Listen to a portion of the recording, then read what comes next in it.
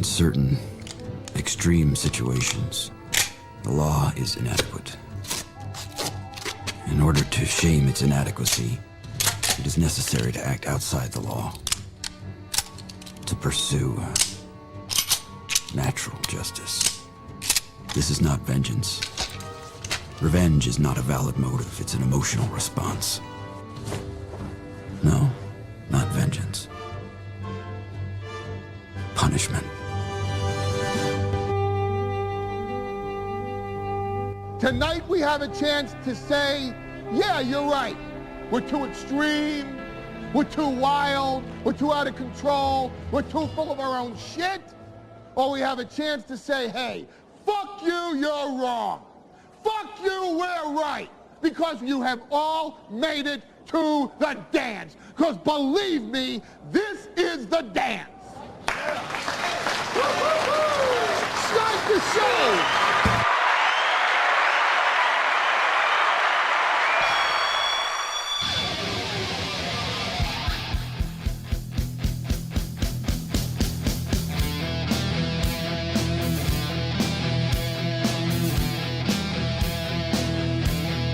Hey, everybody, welcome. Good to see you. Welcome to the program. The first little droplets of rain started falling down here in central Minnesota. That would be 24 and 6, 30 hours after I finished staining. So 30 hours on 36-hour recommended stain. It looks good, like before the rain started falling, before I came down here and the rain started falling, it looked good. It looked really good. I'm really happy with what I did. But now we're going to see tonight how much I rolled the dice on this whole deck staining thing. Welcome to the program. This is so weird. This is so strange, you guys. We have a goal, and it's almost a full one for the evening. I don't remember what these were like. This is, I mean, even this morning it was like one something, and it didn't really count because we didn't really talk about it at all because it was gone pretty quick. But like, we have like an actual goal tonight. Ugh. This is the first. I looked back at the calendar, and I looked back to see when the last time we had a goal was. And the last time we had a goal was Tuesday, June 24th, which was about 4 weeks ago. Son of a bitch. So, the streak hath been broken, but a new streak can begin. A new streak can begin, and you can start that streak tonight. I do have a fun little numbers game we can play, and the reward will be a 3-hour show. We're 58 members from 300 on Rumble.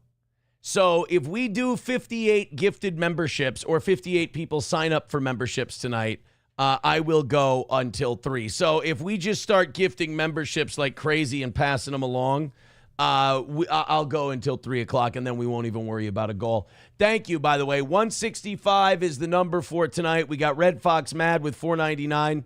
He says, let's go. Everyone follow me and shoot the toe some money. Let's knock out the goal for 3 weeks tonight. Oh, my God, 3 weeks. That'd be insanity. I would love that. Let's fucking go. He says, let's fucking go indeed. Vadam with $5 says, what if Hitler would have won World War II? What would life be like? No interest on loans? Well, no, there would still be interest on loans. I don't think Jews invented interest. I certainly don't want to Google it. Oh, no. I don't want to know this if it's true. Okay, good. They didn't. Predates Judaism and can be found in ancient civilizations like Mesopotamia. Good. So we can put that baby to bed. Thank you very much. But thank you, Vadam. It looks like you're on a Nazi thing today. I do not, as someone who is not Aryan, I would not have liked it if Germany won World War II. I also don't like their eugenics stuff. I don't like how authoritarian their government was. I don't like their policies that are unequal based on race and religion and things like that. There's a lot of shit. This is going to be a controversial take for this audience, and I'm really sorry if this take is going to offend people. I don't think it would have been good if Hitler won. I think Hitler winning the war would have been bad. I'm sorry. Look, if I lose fans for that take, I know going away from drama and going back to being the Steel Toe show, I know we lost some fans, doing that, but I know a lot of our old school fans love it, and they think this is a new golden era for Steel Toe. I think I'm going to lose a lot of the goodwill I built up with those people over the last month when I say I didn't want Hitler to win the war. I think Hitler winning World War II would have been bad. You're not going to get me to leave this position. I think if the Americans would have fought beside the Central Powers and defeated the British Empire, I think the world would have been a better place if we would have helped the Germans win World War I.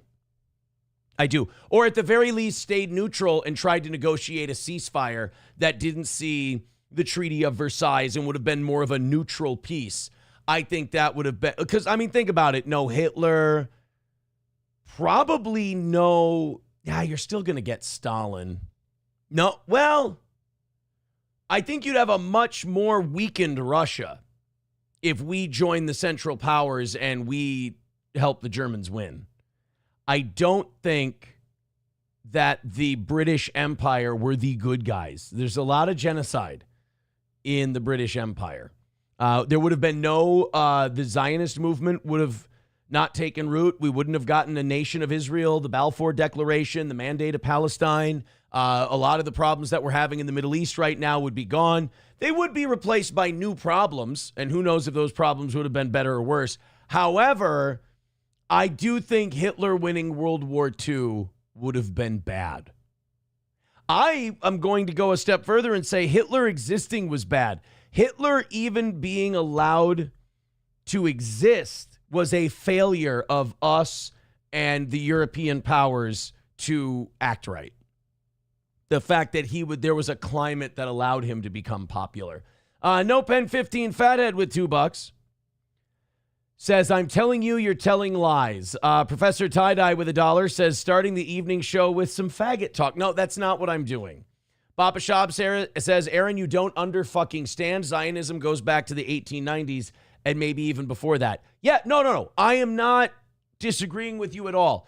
But the most migration happened after World War I, between World Wars I and II.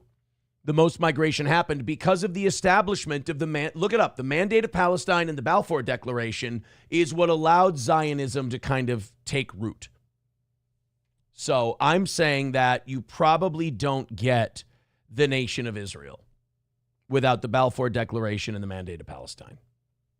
My opinion, could be right, could be wrong. Honky with $1 says, I agree. Oh no, Hitler winning wouldn't be good. It would be great. Imagine nations practicing nationalism and ending the debt-based finance system like those Germans did. USSR as an ally is morally just. I didn't say it would be great. I said it would be bad. Leo with $2 says, was unaware this is the Steel Toe history show now. I approve. Well, people bring it up and I talk about it, and I happen to have a near encyclopedic knowledge of history. Somebody called me the dumb man's Daryl Cooper. And I said, you know what? I'll take that. I'll take that as a compliment. By the way, Tucker Carlson talking about the history of Epstein with Daryl Cooper, and I think that episode is coming out tomorrow, if I'm not wrong. Oh my goodness, On a Wall gifting us a membership. That means 57 memberships from going to 300 Rumble memberships and us going to 9 p.m. Let me make sure from 9 p.m. There we go. 155 away from today's goal, but more importantly, 57 memberships gifted on Rumble away from 300. and going until 9 p.m. tonight. So thank you guys. And on a wall, gifting a membership just now. Jay Fish says Hitler's still the greatest Zionist ever. I mean, he did a lot to create Israel. Actually, if you look back at the history, Hitler did make deals with Jewish Zionist groups for the possibility of the formation of a nation of Israel, because it accomplished some of his goals of relocating the Jews and having them go live somewhere else. Go ahead and look that. Well, we can look it up tonight, but it did exist. Hitler deal with Zionists. That's what I'm thinking. The Navarro agreement. That's what it's called. I didn't want to fuck it up. The Navarro agreement was an agreement between Nazi Germany and Zionist organizations in August of 1933. The agreement was finalized after 3 months of talks by the Zionist Federation of Germany, the Anglo-Palestine Bank under the directive of the Jewish Agency, and economic authorities of Nazi Germany. It was a major factor in making possible the migration of approximately 60,000 German Jews to Palestine between 33 and 39. Hitler wanted a way to get Jews to leave Germany. He wanted them to, obviously, Hitler was an anti-Semite. The Nazis believed that the Jews stabbed Germany in the back in World War I, and basically Jewish banking interests funded the Allies over the Central Powers and then tried to tip the scales in their favor so they would get their money back, which is pretty true in many ways. But Hitler would have much rather the Jews just left. But silly Nazis, a lot of people don't want to leave their homes. And not every Jewish person is a Zionist. So therefore, for German Jews, the agreement offered a way to leave an increasingly hostile environment in Germany. For the Yishuv, the Jewish community in Palestine, it offered access to both immigrant labor and economic support. For the Germans, it facilitated the emigration of German Jews while breaking the anti-Nazi boycott of 1933, which had mass support among European and American Jews and was thought by the German state to be a potential threat to the German economy. So that's what it was called, the Navarro agreement that Hitler made with the Jews. And basically, it was Hitler's way of going, why don't you go over there? Why don't you come on? That's pretty. We'll help you make your own country. Honky with $1 says most Jewish migration happened in the 1880s due to the pogroms in Russia. After they assassinated Tsar Alexander II, Jewish immigration to Europe slowed in the 20th century due to their fifth columnists. I watched a documentary just 2 days. It was on Sunday. I was listening to a documentary that said Zionist migration after World War I exploded. After the Balfour Declaration. Maybe I got bad information. Anyway, I didn't know we were starting that way. 1:55 away from this evening. Thank you guys very much. Like I said, I'm a little rusty. I apologize if, I don't have the, people are texting me about the, starting off with history talk today. I apologize if I'm a little heavy-handed on the goal tonight. I'm nervous because I haven't had one of these fucking things in a long time. I don't know how to act right. I just don't. Vidam with $5 says, Gunther is my hero. He is the best world leader ever. The Jews should have never been... Gunther? I don't know who Gunther is. Vidam. I thought he was talking about the wrestler Gunther. Der Ringe General. Gunther. Honky with $1 says Madagascar and Uganda were suggested as options to send them. Did you know there has been a Jewish autonomous region in eastern Russia for over a century? Somewhere close to Korea. There's small communities of many different cultures all over the world, for sure. I mean, technically, Tibet's one of them. Although the Chinese do claim it, they try not to fuck around too much in Tibet because it is remote and it's a pain in the ass. But they also don't want the fucking Tibetans to get all weird on them. 150. Well, remember they said that the next Dalai Lama is going to have to recognize the Chinese Communist Party in China. Otherwise, they're not going to allow the Dalai Lama to reincarnate. That's true. That's what the Chinese Communist Party said 2 weeks ago. We covered it on the show. If the next Dalai Lama 12th son of the Lama. If he doesn't acknowledge that the CCP is the ruling body in China, the Chinese Communist Party has told Tibet they're not going to allow the Dalai Lama to reincarnate. Papa Shop says the CCP is spawn camping. Yes. It's true. They are spawn camping. CCP, Dalai, just in case you think I'm fucking around, Dalai Lama reincarnation. The Chinese Communist Party and the Dalai Lama are currently in a dispute over the reincarnation of the Dalai Lama, while the CCP claiming the right to approve the successor. The Tibetan Buddhists believe the Dalai Lama reincarnates, but the CCP insists on its own process, potentially leading to a conflict over legitimacy. You can't, like, the way the Tibetans have done it is that they just find a guy, they're like, oh my God, that's the guy who the Lama has reincarnated as, and they pick him, and that's the next Dalai Lama. The Chinese want to do it like a CCP, parliamentary procedure election. Like, no, that's not how the reincarnation goes. That guy doesn't pay homage to the Chinese People's Coal Mining Company. So he's not going to get to reincarnate as the Dalai Lama. The Chinese Communist Party has threatened the Tibetan Buddhists by saying we're not going to let the Dalai Lama reincarnate if you do that. Yeah, as Honky says, no nirvana for you. Look, I didn't make the rules for the Tibetans, all right? I'm just an honest reporter, all right? All right, we're getting started tonight. Hit like, hit subscribe, hit follow. Happy to have you here. Again, if you're just joining us, 57 gifted memberships tonight, and we'll go until 9. Now, Leah said, bullshit, 57 gifted memberships, and you'll only go to 9? All right, I'll go a little after 9. How's that? 150 is the goal, 57 gifted memberships. There's Vidam again with $5. This is educational. Hitler himself is believed to have had 2 forms of genital abnormality, an undescended testicle and a rare condition called penile hypospadias. Was Hitler circumcised? To paraphrase Wayne from Letterkenny there, Vidam, it's almost not worth thinking about, if you ask me.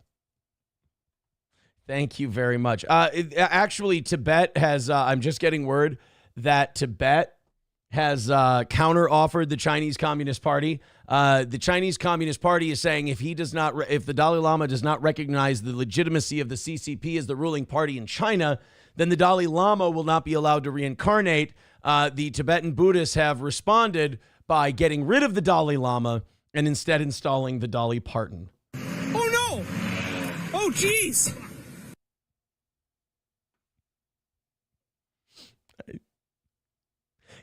To quote P. Diddy and Nas, you can hate me now. Sorry. MSO says, how much to shut the show down right now? $300. Deal? $300, I'll shut down the show right now. Well, look, like I always say, when people ask, I give them a number.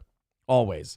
Mike Go says, Toe, your Rocky IV No Easy Way Out song reference last week pertaining to Ghislaine Maxwell and Epstein on the motorcycle pic made me fucking LOL.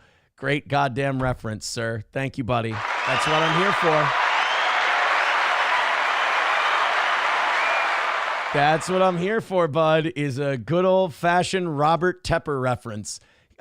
Maxwell... We learned a lot about her dad today, by the way. Maxwell Epstein motorcycle. Yeah, where's that picture?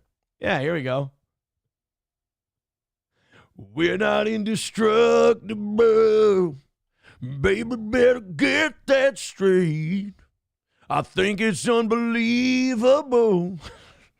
Sorry, hold on. Let me take that. We need the background music at the very least. Don't ever tell me how much you love a bit. I will beat it into the ground. No Easy Way Out. Here you go.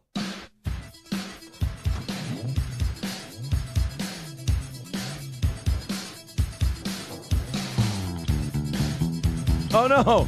Oh no. I want the blown up. There we go.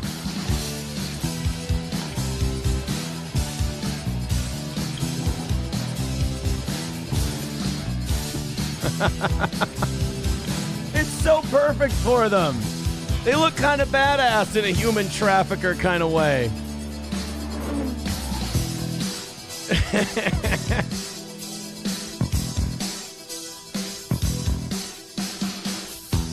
We're not indestructible. Baby, better get that straight. I think it's unbelievable how you give into the hands of fate.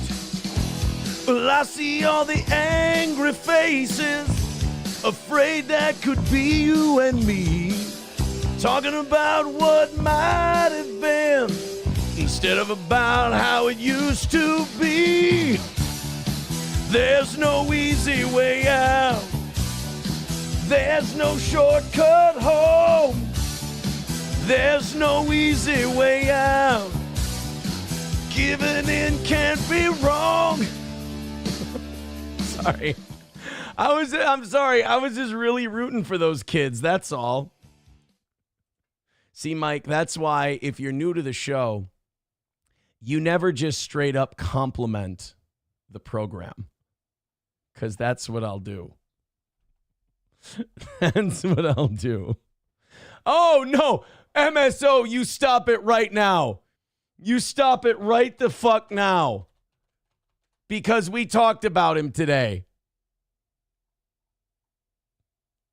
Okay, good. You little fucker. You piece of shit. MSO had me thinking that I killed Richard Dreyfuss.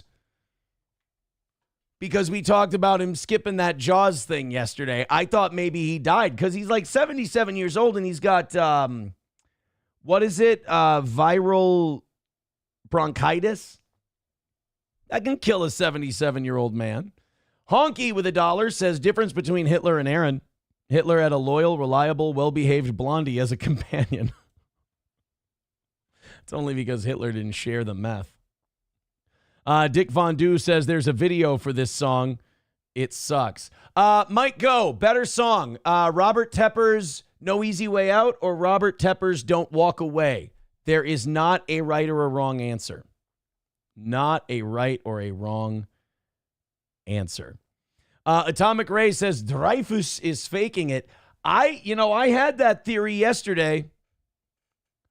There was talk of, I think that Richard Dreyfuss might be faking sick because he hates that fucking movie. There were many years where he didn't want to talk about Jaws because he hated Richard Dreyfuss after Jaws came out, he shit all over the movie. He said it was garbage. He said it was terrible. He said it wasn't going to do well. He had a really contentious relationship with that movie for a long time. And, I think in his old age, he's stopped being a fucking asshole about it, which is nice. Richard Dreyfuss hated Jaws. Didn't explicitly hate the movie Jaws, bullshit. He did have a notoriously difficult time during its production, describing it as hellish and filled with boredom. He famously clashed with Robert Shaw. Yeah, Shaw hated him. And Shaw was a fucking mean drunk.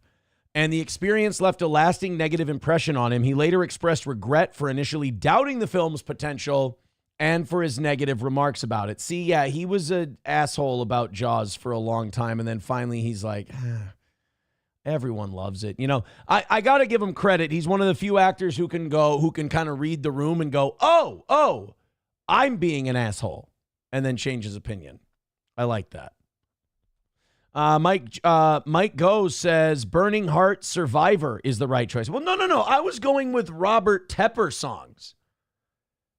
And look, I'm not going to argue with you because I too, in the Burning Heart, in the Darkest Night, Rising Like a Spire, in the Burning Heart, the Unmistakable Fire. I mean, who can't relate to that? What about Hearts on Fire? I think that's Frank Stallone. Strong desire raging deep within. If you ever meet aliens and they say, describe to me the 1980s, just show them Rocky IV.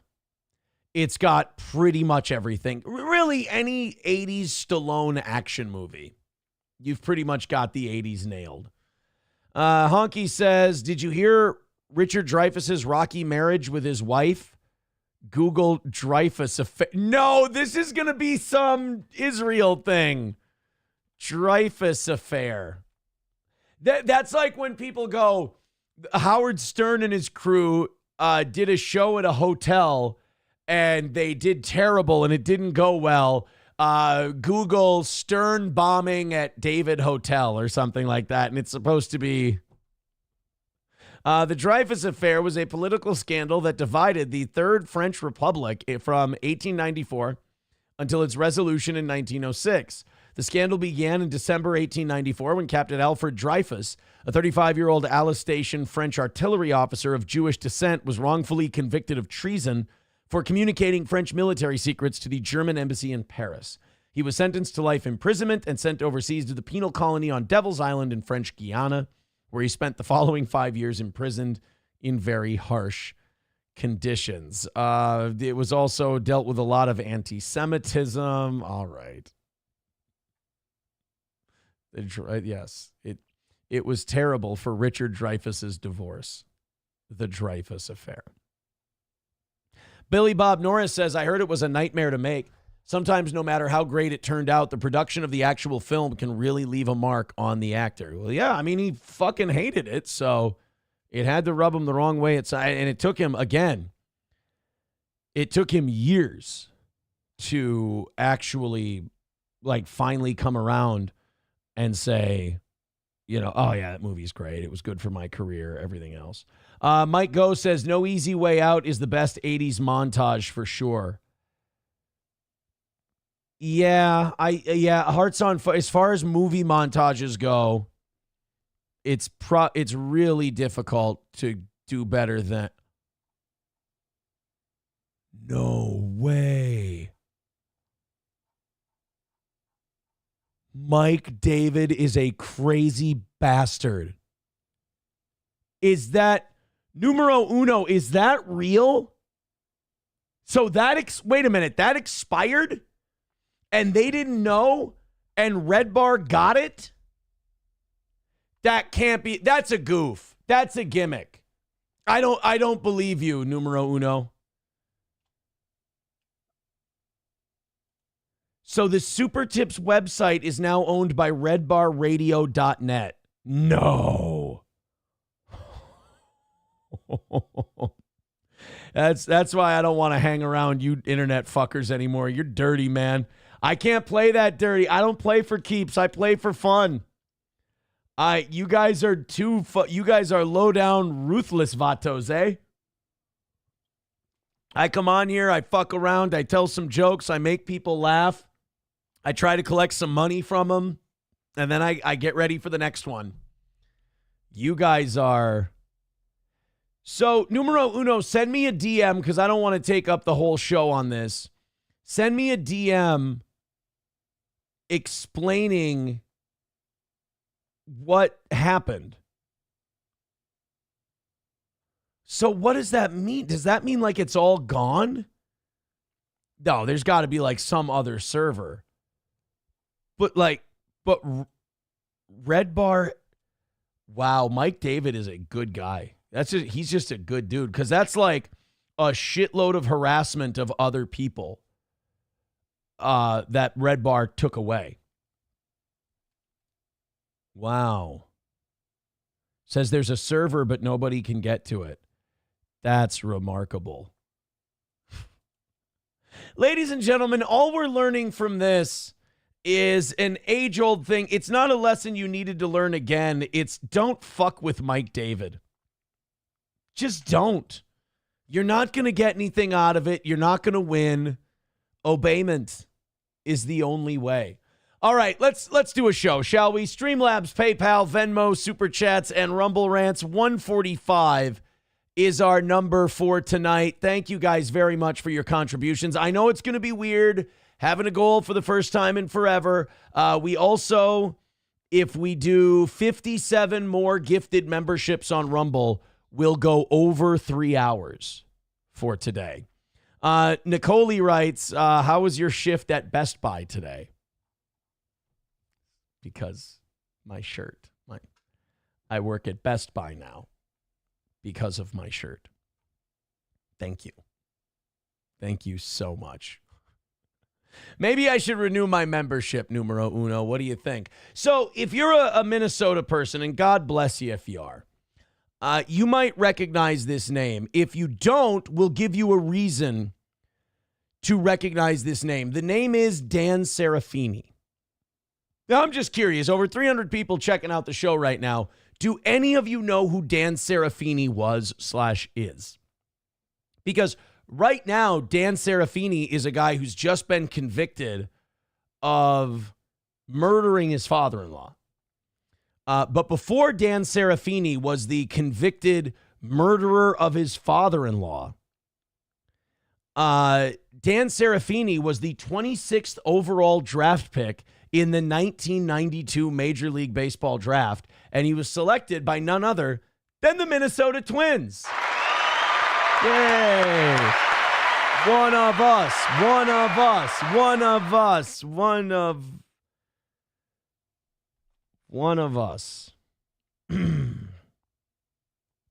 Yeah, he murdered his father-in-law, beat him to death, bludgeoned him to death, I want to say. And he also attempted to murder his mother-in-law after sneaking into their home in 2021. What's funny about that? Well, I won't say what's funny. Yeah, you want to know what's funny about this guy sneaking into a house and beating his father and mother-in-law to death? They're playing the Benny Hill music while he did it. No, what's odd about this is my dad and I, because, we get into shit like this, I was looking up the history of Minnesota Twins first-round draft picks while the kids were swimming. And I was asking him about, the ones in the 60s and 70s and 80s and shit, shit I don't remember. And we were going through them. We got to 1992, and I went, first-round pick, Dan Serafini. He's like, I don't remember him. And I'm like, that name sounds familiar. There's something about the name Dan Serafini that I remember, and I think it was because we covered this story. The conviction is in. Let's find out a little more here. His mother-in-law during an ambush in 2021 at the couple's home in Lake Tahoe. In fairness, it was during COVID times. Everyone got a little wacky. Now, a jury... I got fucking married. What does that say about me? Convicted Dan Serafini of first-degree murder. Dan Serafini and I both made really shitty decisions in 2021. Dan Serafini and I really fucked up in 2021. Like very late, like December 2020, I decided to leave radio instead of stick it out and sign a new deal with Tri-County that would put some more handcuffs on me, but I kind of walked into it. I could have signed that, and I could have, been on double secret probation for a while and worked my way out of it. I decided to do this instead, and I got married in 2021. Dan Serafini,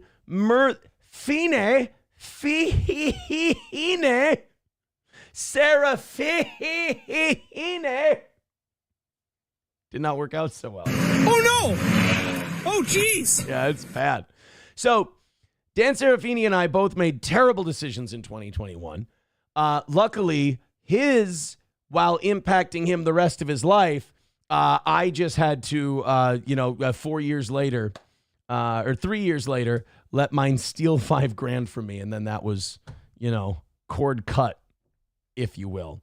Here we go. This is the Dan Serafini coverage. Murder, attempted murder, and special circumstances, including lying in wait and burglary. Gary Spohr would... Bro, lying in wait, that's kind of a badass crime. What were you convicted of? Murder? Well, that's hardcore. What else? Lying in wait. That's a sinister crime. So in Lake Tahoe, that's Nevada, Utah, somewhere like that. So in that state, if you get into someone's house and you're around a corner and you got two knives and you sit there like this and then they turn the lights on and you're like that, that's a crime, right? That's lying in wait. I didn't know. You know how many times the Roadrunner could have had the coyote arrested? I didn't, because that took place in the desert, so that had to be one of those states, right? Coyote was lying in wait all the time.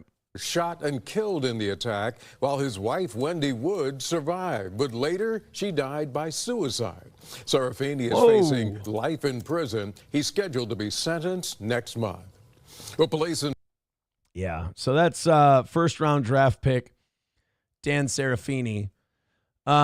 Unfortunately for his father-in-law, that was one time when Serafini could hit the strike zone.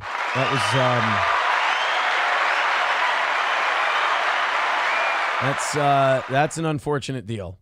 And the mom getting hit too. That's kind of like a 6-4-3 double play kind of a thing. MSO says Aaron should be convicted of lying in wait. WEIGHT. That's that's mean, right? You know that's upsetting. Eric Cartman says, on a scale of 1 to 100, how pissed is Ashley with you right now? Not at all. I don't think our relationship's been better. I don't know what to tell you. Really good. How mad is she at you? Not at all. Why? That's another one of those weird parasocial things where it's like you're making an assumption based on a show I do that's based on kind of a character. And then you're like, well, I know this. I know what's going on. It's like, yeah, but you don't. You don't, my man. So he didn't work out for the Twins, says 09 Canyon. No, Dan Serafini did not work out for the Twins. In fact, I don't even know if Dan Serafini played for the Minnesota Twins. Okay, he did play for us for 3 years. And it looks like he sucked balls. 1996, he had a 10.38 ERA. That's no good. 1997, he started 4 games at a 3.42 ERA. It's not bad. 1998, 6.48 ERA, 9 starts. Yeah, not so good. And his win-loss, he was 7-4 in 98, 2-1 in 97. And then 3-2 in 99, 2-5 in 2000, and then he fell out of the league. Oh wait, he had a comeback in 2003. He went 1-3, and then he got to play in 3 games for the Rockies in 2007. So he bounced around a bit. So did his father-in-law at the end. Thank you very much, Red Fox Mad with $4.99 says, how much is Mike David worth? 1,000 million? He's got to be very rich. I don't know. I'm not sure about that. Eric Cartman says internet shit saying she's mad. Okay, Eric Cartman, here's where you have problems. You're saying the internet and Reddit. Dude, come on. I was trying to take you seriously a little bit. Here's what Reddit, Discord, and the internet are. It's wish in one hand, shit in the other. It's I'm not getting what I want. Let me make up a fan fiction and then live in that false reality because it makes me feel better. That's all right, Eric Cartman. I'm sorry then. I was being too hard on you. I didn't know you got your information from Retardville. My bad. If you would have started with that, I just would have laughed. He just writes, I know. Yeah, I know. It's all right. Don't worry about it, buddy. All right, 140 even away from tonight and 57 members away from 300 on Rumble. We'll go till after 9 if we knock that out, that 57 members. Did you guys see that Vance Beiter's, the letter that he wrote about shooting those politicians came out? The Vance Beiter letter came out, and he makes some pretty wild accusations towards Governor Walz. And as I look here, as I look at the news coverage of it, I don't see a lot of reporting about that. Letter to FBI exposed. Indicted, prosecutor details. Yeah, a lot of places are just not reporting on the Tim Walz stuff. Let's see if this clip will do it. Sorry, guys. I'm bouncing around right now to try and find some clips. Prosecutors release new details on Beiter's letter to the FBI. Prosecutors say they are confident that Beiter was acting alone and no one helped him. Before he was arrested, prosecutors say Beiter left a note in the vehicle he abandoned near his home that was addressed to Kash Patel. In the letter, prosecutors say Beiter confessed to the shootings and said he had been trained by the U.S. military off the books and conducted missions for the military in Eastern Europe, the Middle East, Asia, and Africa. So are we talking about like an MK Ultra kind of a thing, if he's telling the truth? The letter further claims that Tim Walz approached him about killing Senators Tina Smith and Amy Klobuchar. Prosecutors say Beiter claims that unnamed people threatened to hurt his family if he didn't follow through. Now, this is what I always, anytime letters like this come out after a shooting, everyone goes, wow, what a nut bar. Wow, what a crazy person. But like once in a while, we should stop and we should go, what if this fucking lunatic is telling the truth? Like, what if this crazy guy isn't wrong? All right? And, Tim, maybe, I'm not even talking about the Tim Walz part, but like the military trained him off the books to go to these exotic locales or shit like that. I mean, could he be making it all up? Could he just be really, really sick? Maybe. But what if one of these guys are telling the truth? It's kind of like these people that say they're Jesus, like I'm the reincarnation of Jesus Christ. And then we like set their compound on fire and murder them. And it's like, all right, look, that guy who claimed he was Jesus might be crazy. But what if he was Jesus? Like just on the off chance that he might be Jesus, maybe we shouldn't set this guy on fire. Maybe we take it easy on this guy this time around. But I think for this particular instance, I will say that Vance Beiter is probably a bit of a high-strung nut bar. He claims that Tim Walz... See, I don't get this. Tim Walz wanted me to kill Amy Klobuchar. Tim wants to be a senator. Yeah, but Tina Smith was already stepping down from her post. He could have just run for it then. I don't think Tim Walz needed to go to... I need you... And I don't think he's going to go to Vance Beiter and be like, hey, Vance, buddy, old pal, why don't you go kill these people for me? And I feel like those two senators would have been at the top of the list. I told Tim I want nothing to do with it, and if he didn't call off that plan, I would go public. The good news here for Tim Walz is I think this is going to be pretty easy for him to deny. I don't think Tim's going to have to worry about too many people being like, hey, as Vance Beiter says that you want it. I don't think Amy Klobuchar is going to call Tim Walz and go, Tim, you've got some explaining to do. I hear you want me shot to death. I don't think anybody's going to be buying it. Von Kaiser says, two men say they Jesus. One of them must be wrong. J-Fish says, imagine if one of those cats from the SF Ultra plan using whores and double-sided glass to take notes tried to come out and whistle blow. Right? Wally World gifting a membership. Thank you very much, buddy. There we go. Now we're 135 away from tonight and just 56 gifted memberships on Rumble away from super extra bonus overtime tonight. Thank you, guys. Appreciate that. We're back to goals. It's a little weird. It's got me a little clunky, but I think we'll figure it out again. Streamlabs, PayPal, Venmo, Super Chats, and Rumble Rants. Boy, I didn't miss doing that. I really didn't miss doing that.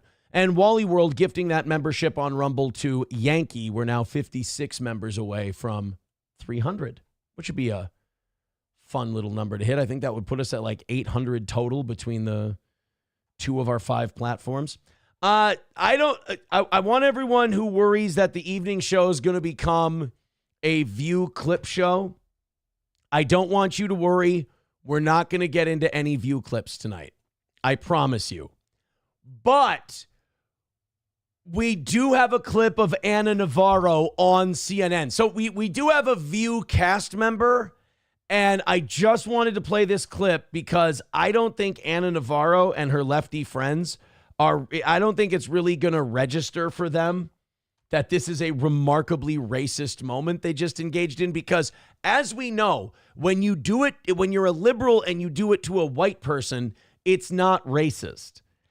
Really, if you're anybody and you do it to a white person, nobody's going to give a fuck. By the way, thank you to Mike Go for gifting a membership. Thank you, pal. 55 memberships away from 300 and an extra super duper overtime. 130 away from tonight's goal. Hey, keep gifting those Rumble memberships. We'll get there soon. We'll get there soon. So Anna Navarro from The View was talking to a CNN panelist about the firings at the Department of Education, talking about immigration, things like that. Anna Navarro, being the bleeding heart she is, decided that she would take one of these CNN panelists, analyze his argument, dissect it 6 ways to Sunday, and then come up with a really good counter rebuttal. I'm just kidding. She's going to call him racist. Here we go. Also, I want to respond to you saying that I was hyperbolic when I talked about a reign of terror. That is hyperbolic. No, it might be hyperbolic for you as a white man. Oh, okay. It's certainly not hyperbolic for me as a Latino. No, I'm not being racist. I love that. I'm not being racist. I just singled you out and said you were taking your position because you're white. I'm not, like, if you made a hyperbolic statement and, told me that I felt a certain way only because I'm Mexican, none of us on this panel would call you a racist at all. What are you talking about? That gaslighting that comes with being a white person and going, hey, look, I'm not bitching about it. I'm not going to, call an organization and try to have you fired. I just want to let you know that shit you said to me, it's fucking racist. It's based on my skin color. And then they go, oh, no, how could you think that we were being racist towards you? You're a privileged white person. It's like that gaslighting that comes with trying to just point out, hey, if we're going to call balls and strikes here and shit's going to be racist, it's got to be racist when you do it too. How dare you? And that is horseshit. Like, she's saying that him firing a bunch of federal employees is a reign of terror, like it's fucking crystal knocked. And then him going, no, reign of terror, that's hyperbolic. And then this fucking rich lady, this multimillionaire, Anna Navarro, has the nerve to go, well, maybe for you because you're a white man. It's like, Anna, I'm pretty sure you got more money than this guy does. Let's not talk about privilege and skin color and everything else, because I don't think that you're suffering through a reign of terror, Miss Navarro. To dismiss my opinion for being a white man. No, I'm not dismissing your opinion. I am telling you that what... You literally just dismissed his opinion. Like, no, I'm not doing the thing I just did. Like, this is all, like, being a conservative on one of these shows, a white conservative on these shows, sometimes has got to fuck with your brain. Like, they talk about being in a bubble. You've got to get out of that bubble as soon as you're done with work. Because otherwise you'll sit at home sometimes and go, wow, maybe my concerns aren't valid because I'm just a white man. It's like, no, everybody's concerns are valid until they're stupid. The Latino community, the brown community in America. How close is Anna Navarro to the Latino community on the street? How close is Anna Navarro to the barrio? You know? When's the last time she was, hanging around near Jenny from the block and having a, spicy pork sandwich? That's more of a Cubano thing, but whatever. But that's what I mean. Like, to sit there and claim Latino when it's convenient, but you're not going through any of the struggles, that's kind of bullshit. Speak in one voice. Okay, well, let me speak with my voice. I mean, you said I was being hyperbolic. Let me respond. Racially, sure. I'm not. You being a white man as an insult? When you're saying that his opinion doesn't count, or that the thing he's saying is dismissed because he's a white man, yeah, that's kind of an insult. That's like saying, hey, you can't talk about chess, you're black. Like, what? Invoke it to dismiss my being a white man is an insult? When you invoke it, do you think Latinos are living under circumstances that other people may not be right now in this country? We're about to have a whole conversation. Yeah, the illegal ones. I don't think any Latinos who are here legally are living through a reign of terror at all. I don't think there is one Latino who is here legally who goes, oh boy, any day now, ICE is going to knock down my front door and drag me out of here because they're citizens or they're legal residents. Yeah, if you're here illegally, like Latinos who are here illegally are under no more of a reign of terror than someone dealing drugs or someone doing human trafficking or someone breaking any other law. They aren't living under a reign of terror. There's a threat that they could be detained because they're breaking the law.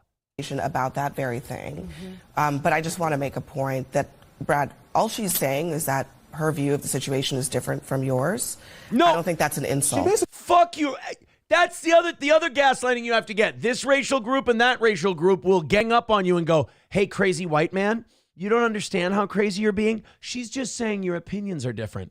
No, she's not. Fuck that. She said that I don't understand or that I think it's an overblown statement or a hyperbolic statement because of my skin color.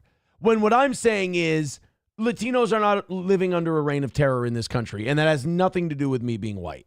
She said I'm wrong because I'm a white man. She just said I see it. I see it differently. She said I see it differently from you, which is not an insult. Okay, go back. Fuck that. Go back. Also, I want to respond to you saying that I was hyperbolic when I talked about a reign of terror. He said you were being hyperbolic because of a reign of terror. She didn't. It's hyperbolic. No, it might be hyperbolic for you as a white man. Oh, okay. See, she didn't say we have a difference of opinion. She didn't say our opinion's different. It said, no, the way you're looking at this is wrong because you're a white man.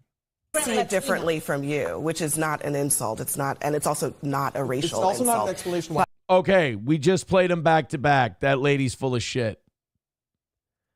That's the kind of shit you go through when you're on these shows and you try to play the same game that an Anna Navarro or that moderator gets to play. When you try to play the same game, you try to play on the same level, all of a sudden it's, oh, white boy, you're so fucking crazy. Why is this white guy such a silly,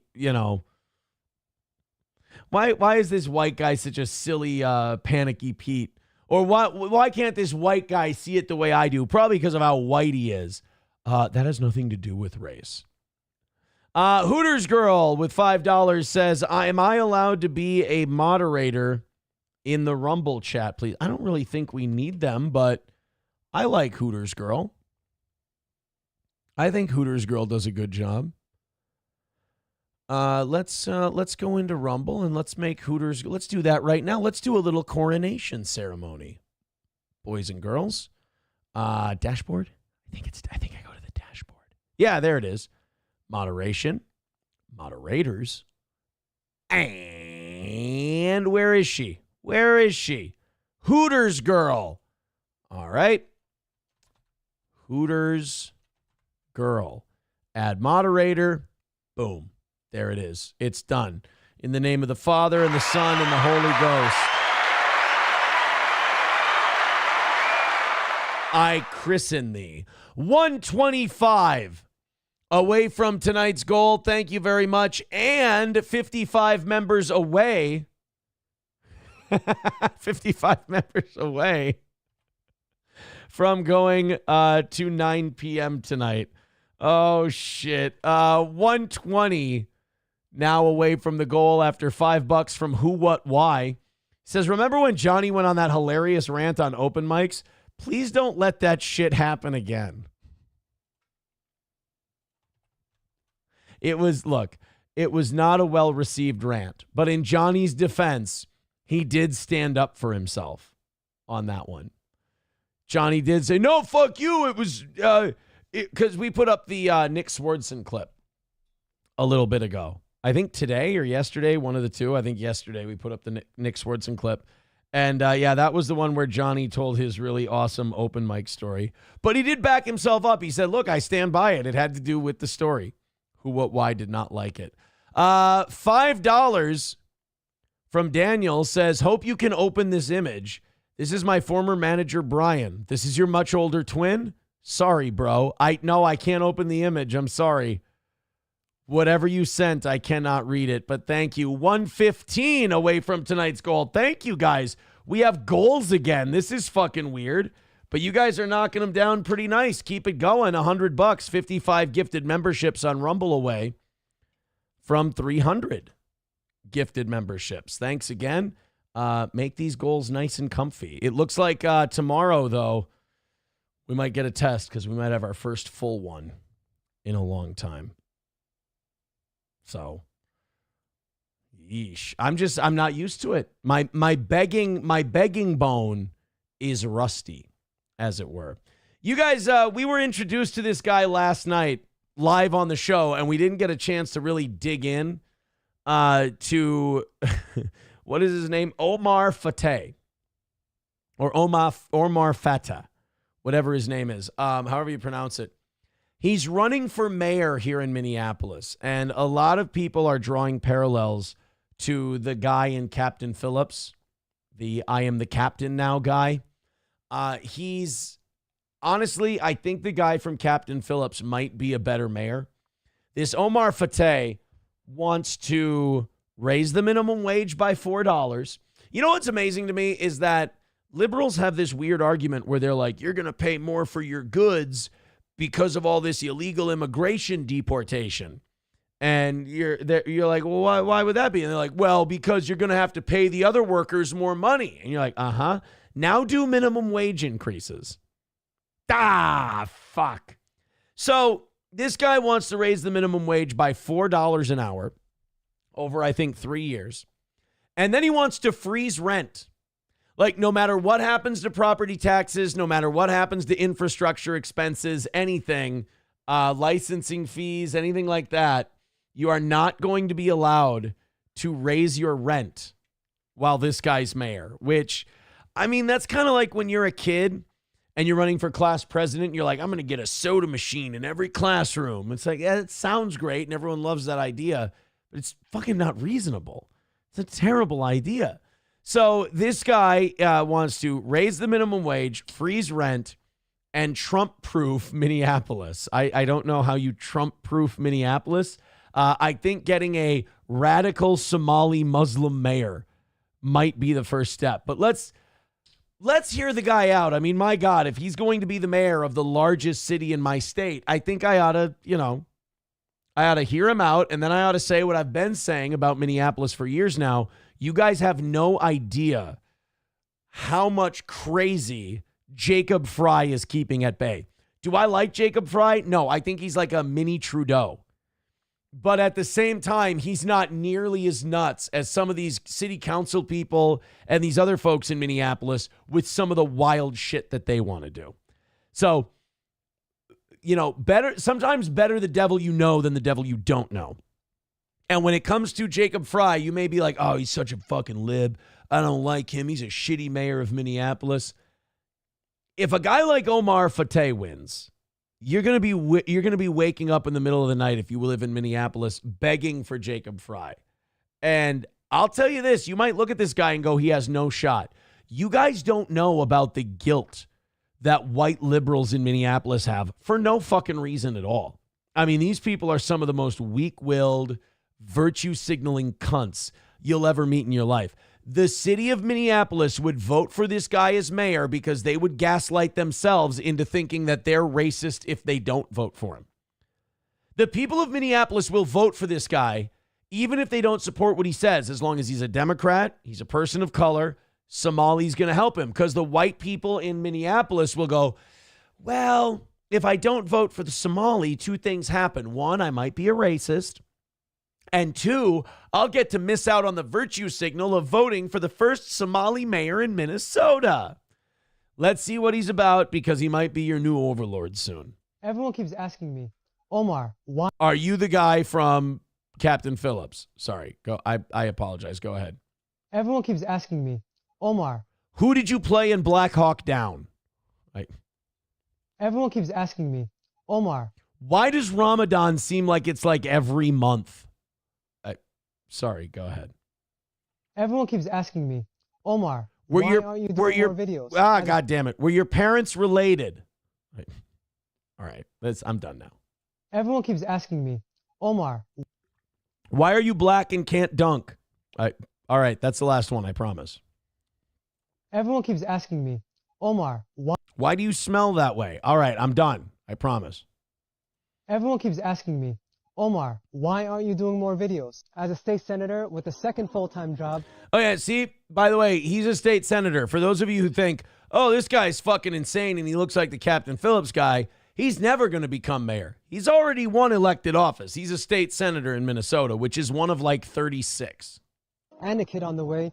I just haven't been able to find the time. I've also been fighting for you. Oh, passing thanks. Things like tuition-free college for working-class families. Tuition-free college. Now, again, that sounds wonderful. I need you to sit down with me and explain to me how that's going to work and if it's going to cost me any money on the back end. Because as a taxpayer, I don't think that any of this stuff is actually free.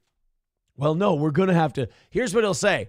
I think we're going to have to raise city taxes on wealthy people. Well, then guess what's going to happen? Wealthy people are going to move to Minnetonka, to Chaska, to Chanhassen, to Eden Prairie. You know, they're gonna move to. They probably won't move to where I'm from in the north suburbs. I mean, they're not going to go slumming it. Maybe Andover, maybe they're not going to go to Champlin. Maybe Champlin. Rideshare protections for our Uber and Lyft drivers. All right, that one's a little on the nose, buddy. Why specifically that? That's a weird one, right? I want to freeze rent, raise minimum wage, tuition-free college. I want to make sure nobody fucks with Uber and Lyft drivers. Kind of a weird one, but okay. And the legalization of fentanyl testing strips. The legalization of fentanyl testing strips. That's one of those clever things that all the pro-drug people want to do. It's just one more way they're throwing in the towel on people becoming junkies in all these big cities. Oh, come on, free fentanyl testing kits so that you can test if your cocaine or your heroin or your meth is laced with fentanyl. I have a really good idea for fentanyl tests. Let these fucking junkies do it. Easy peasy. We'll take care of the problem overnight. What do you do? Coke, heroin, meth? Can I get some fentanyl testing strips? Fuck no, you can't get any fentanyl testing strips. Well, but if there's fentanyl in here, I might do it and die. Right. Well, you don't want that to happen, do you? I don't not want it to happen. Like I'm pretty indifferent towards your struggle here. I don't. So you're deciding to do meth, but you want a free strip to find out if your meth is dangerous. Yeah, fuck you. Do your drugs, roll the dice. That's what you're doing. Strips. But this summer, you're going to be seeing a lot more of me. Oh, shit. Is that a threat? Because I am the captain now. Huge respect points if he did that. Because we deserve nice things in Minneapolis, too. I mean, to quote Milton Friedman, who deserves what? Thank God we don't get what we deserve. Make an affordable Minneapolis that works for everyone. We need a mayor that works as hard as you do. I'm ready to work hard too. 1, build a Minneapolis that working people can afford to call home. 2. Okay, how are you going to do that when you're raising the minimum wage, freezing rent? That means there's going to be a housing shortage because developers are going to pull out of the city if they can't raise their rents. They're going to develop somewhere else. Protect our city from a hostile White House. And 3, diversify our city's public safety response. By increasing the minimum wage to $20 by 2028 and passing rent stabilization to stop price gouging and incentivizing new construction, we can protect workers. It's fucking childish. It really is. Just pull a number out of your ass. Why not $100 an hour? And then we're going to prevent price gouging in rent. That's like... It's not price gouging if you're like people's property taxes in Minnesota right now are going up. And people who own rental buildings pay that property tax on the entire building, not just it's not just one unit. They pay it on the whole deal, and that's why your rent goes up.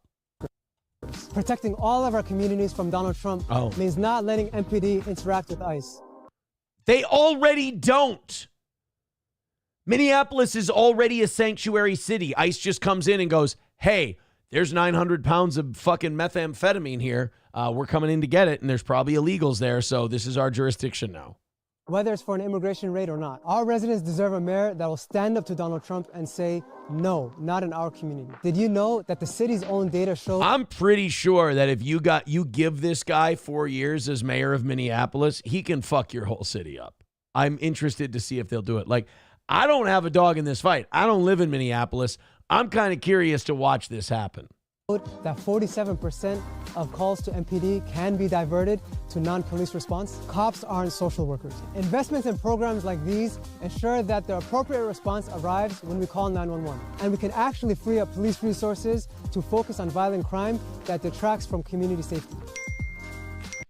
I don't hate that idea, but I don't want to put social workers in a situation where you think, oh, this is a mental health response. Well, yeah, it's a mentally ill guy, but he's wielding a fucking katana. Like, I'm sorry if that guy's got mental illness. You're going to have to shoot him if it gets bad enough and he puts people in danger.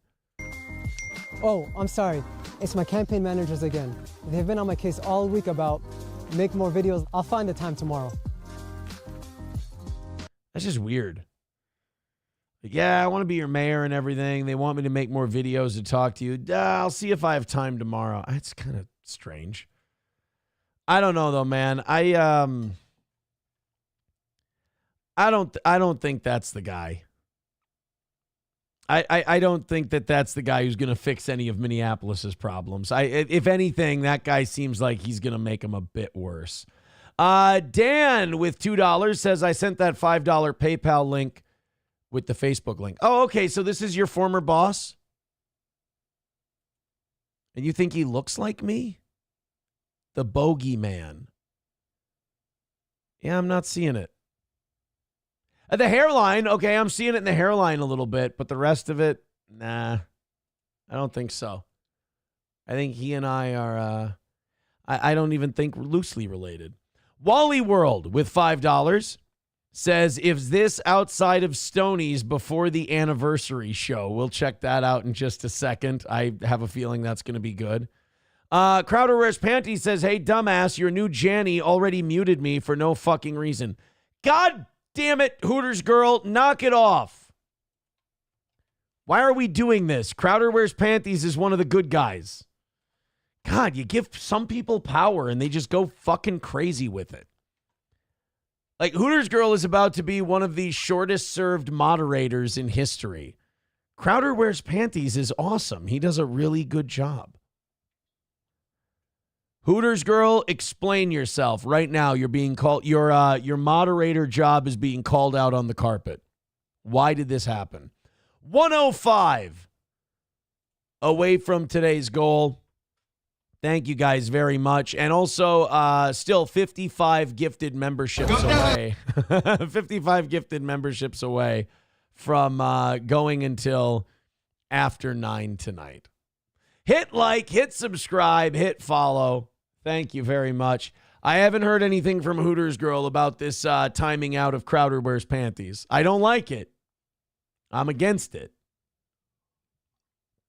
But I want to find out where this. I want to find out where this came from. Numero Uno says, LMAO, I told you you're creating YouTube chat on Rumble. Bad idea. They can nuke the YouTube chat for all I care. I don't really give a shit if they nuke that. Fucking YouTube chat is cancer. That's all like the lowest IQ dumb fuckers you're ever going to see. So if they want to nuke that, I don't mind. Like Rusty wants to go nuts, let him go nuts. Except Loaded Wrench with $2 says, unban Pool Scam Sam so I can ban him again. Yeah, that guy's another one of those high-strung psychos. He's another big-time fucking weirdo, for sure. Hooters girl says negativity is fine. You can be negative. You just can't spam shit. You can't come in here. Basically, you can't come in here in bad faith. You come in bad faith, you're out. Don't get cute. And when you get called out, don't cry about it. I've seen so many people, I got banned and all I did was this. I'm like, I see what you did. Yeah, it was in bad faith and you were being a cunt. We're smarter than you. We'll always be smarter than you. We'll always be on to you. So don't bitch and complain. So don't, Hooters girl, don't time people out for what? Negativity? Can be negative. Just don't be a bad faith actor twat. That's all. No, this is not outside Stoney's before the anniversary show. This is not. Once we bury them, inshallah. This is not Stoney's before. No, I mean, thank you. I appreciate the question. It's important for people who may want to come to the anniversary show, but no. No, that is not that is not how it's going to be. By the way, go to eventbrite.com, please, and get your tickets to the anniversary show and to the golf event. I'm going to be honest with you. Unless shit picks up in the next week and a half, I think this is going to be the one and only Steel Toe Golf event. I told you guys for years, you guys have been trying to get me to do a golf event. And I'm like, guys, we don't have enough fans that are into golf. We don't have enough people that are going to want to do it. And so far, I've been proven right. I said we were going to spend every dollar that comes into this thing. Right now, I can do 400, 200, 100 for the top 3 prizes. That's about as far as I can go. And I don't see that golf event heating up anytime soon. So if you want to get a ticket and you want to be part of the golf event Sunday, July 27th, go ahead, prove me wrong. But as of right now, I'm willing to say I told you so, and we probably won't do it again the following year. And then we have the anniversary show, which is already more than half sold. I'm always happy with the anniversary show. Thank you guys very much for that. Go in there. Go to eventbrite.com. Get your tickets for those events. 105 away from tonight's goal. Let's knock that out. We've got goals again. It's fucking weird, but this 3.5 week vacation has been awesome from these goals. Thank you guys so much. All right, we got Bill Maher and John Leguizamo arguing with each other over immigration. You know what I like about Bill? And I know I've been a Bill Maher fan for a long time, but like Bill Maher is kind of that bellwether of when you're being a too fucking crazy Democrat. Like you can say some wild lefty shit and Bill Maher will be like, yes, I agree with you. Absolutely. You know you're way too batshit and way too far away from the American mainstream if Bill Maher's like, all right, you're being kind of a pussy. Like I like where Bill Maher's at, where he's like solidly on the left, but he's kind of that point of no return where it's like, if you pass Bill Maher, your next stop is Crazy Town. This is Bill Maher talking to John Leguizamo, who, if you didn't know, I mean, I like John Leguizamo as an actor, but politically, oh my God, he's to the left of Lenin sometimes. This is John Leguizamo talking to Bill about immigration. Now, remember, Bill doesn't know what he's talking about. We learned this today. Why, kids? That's right, because he's a white man. Part of this is a backlash to how badly Biden handled the immigration situation. It can't just be like come one, come all, which Dude, it was. There's plenty of room here, and we need room.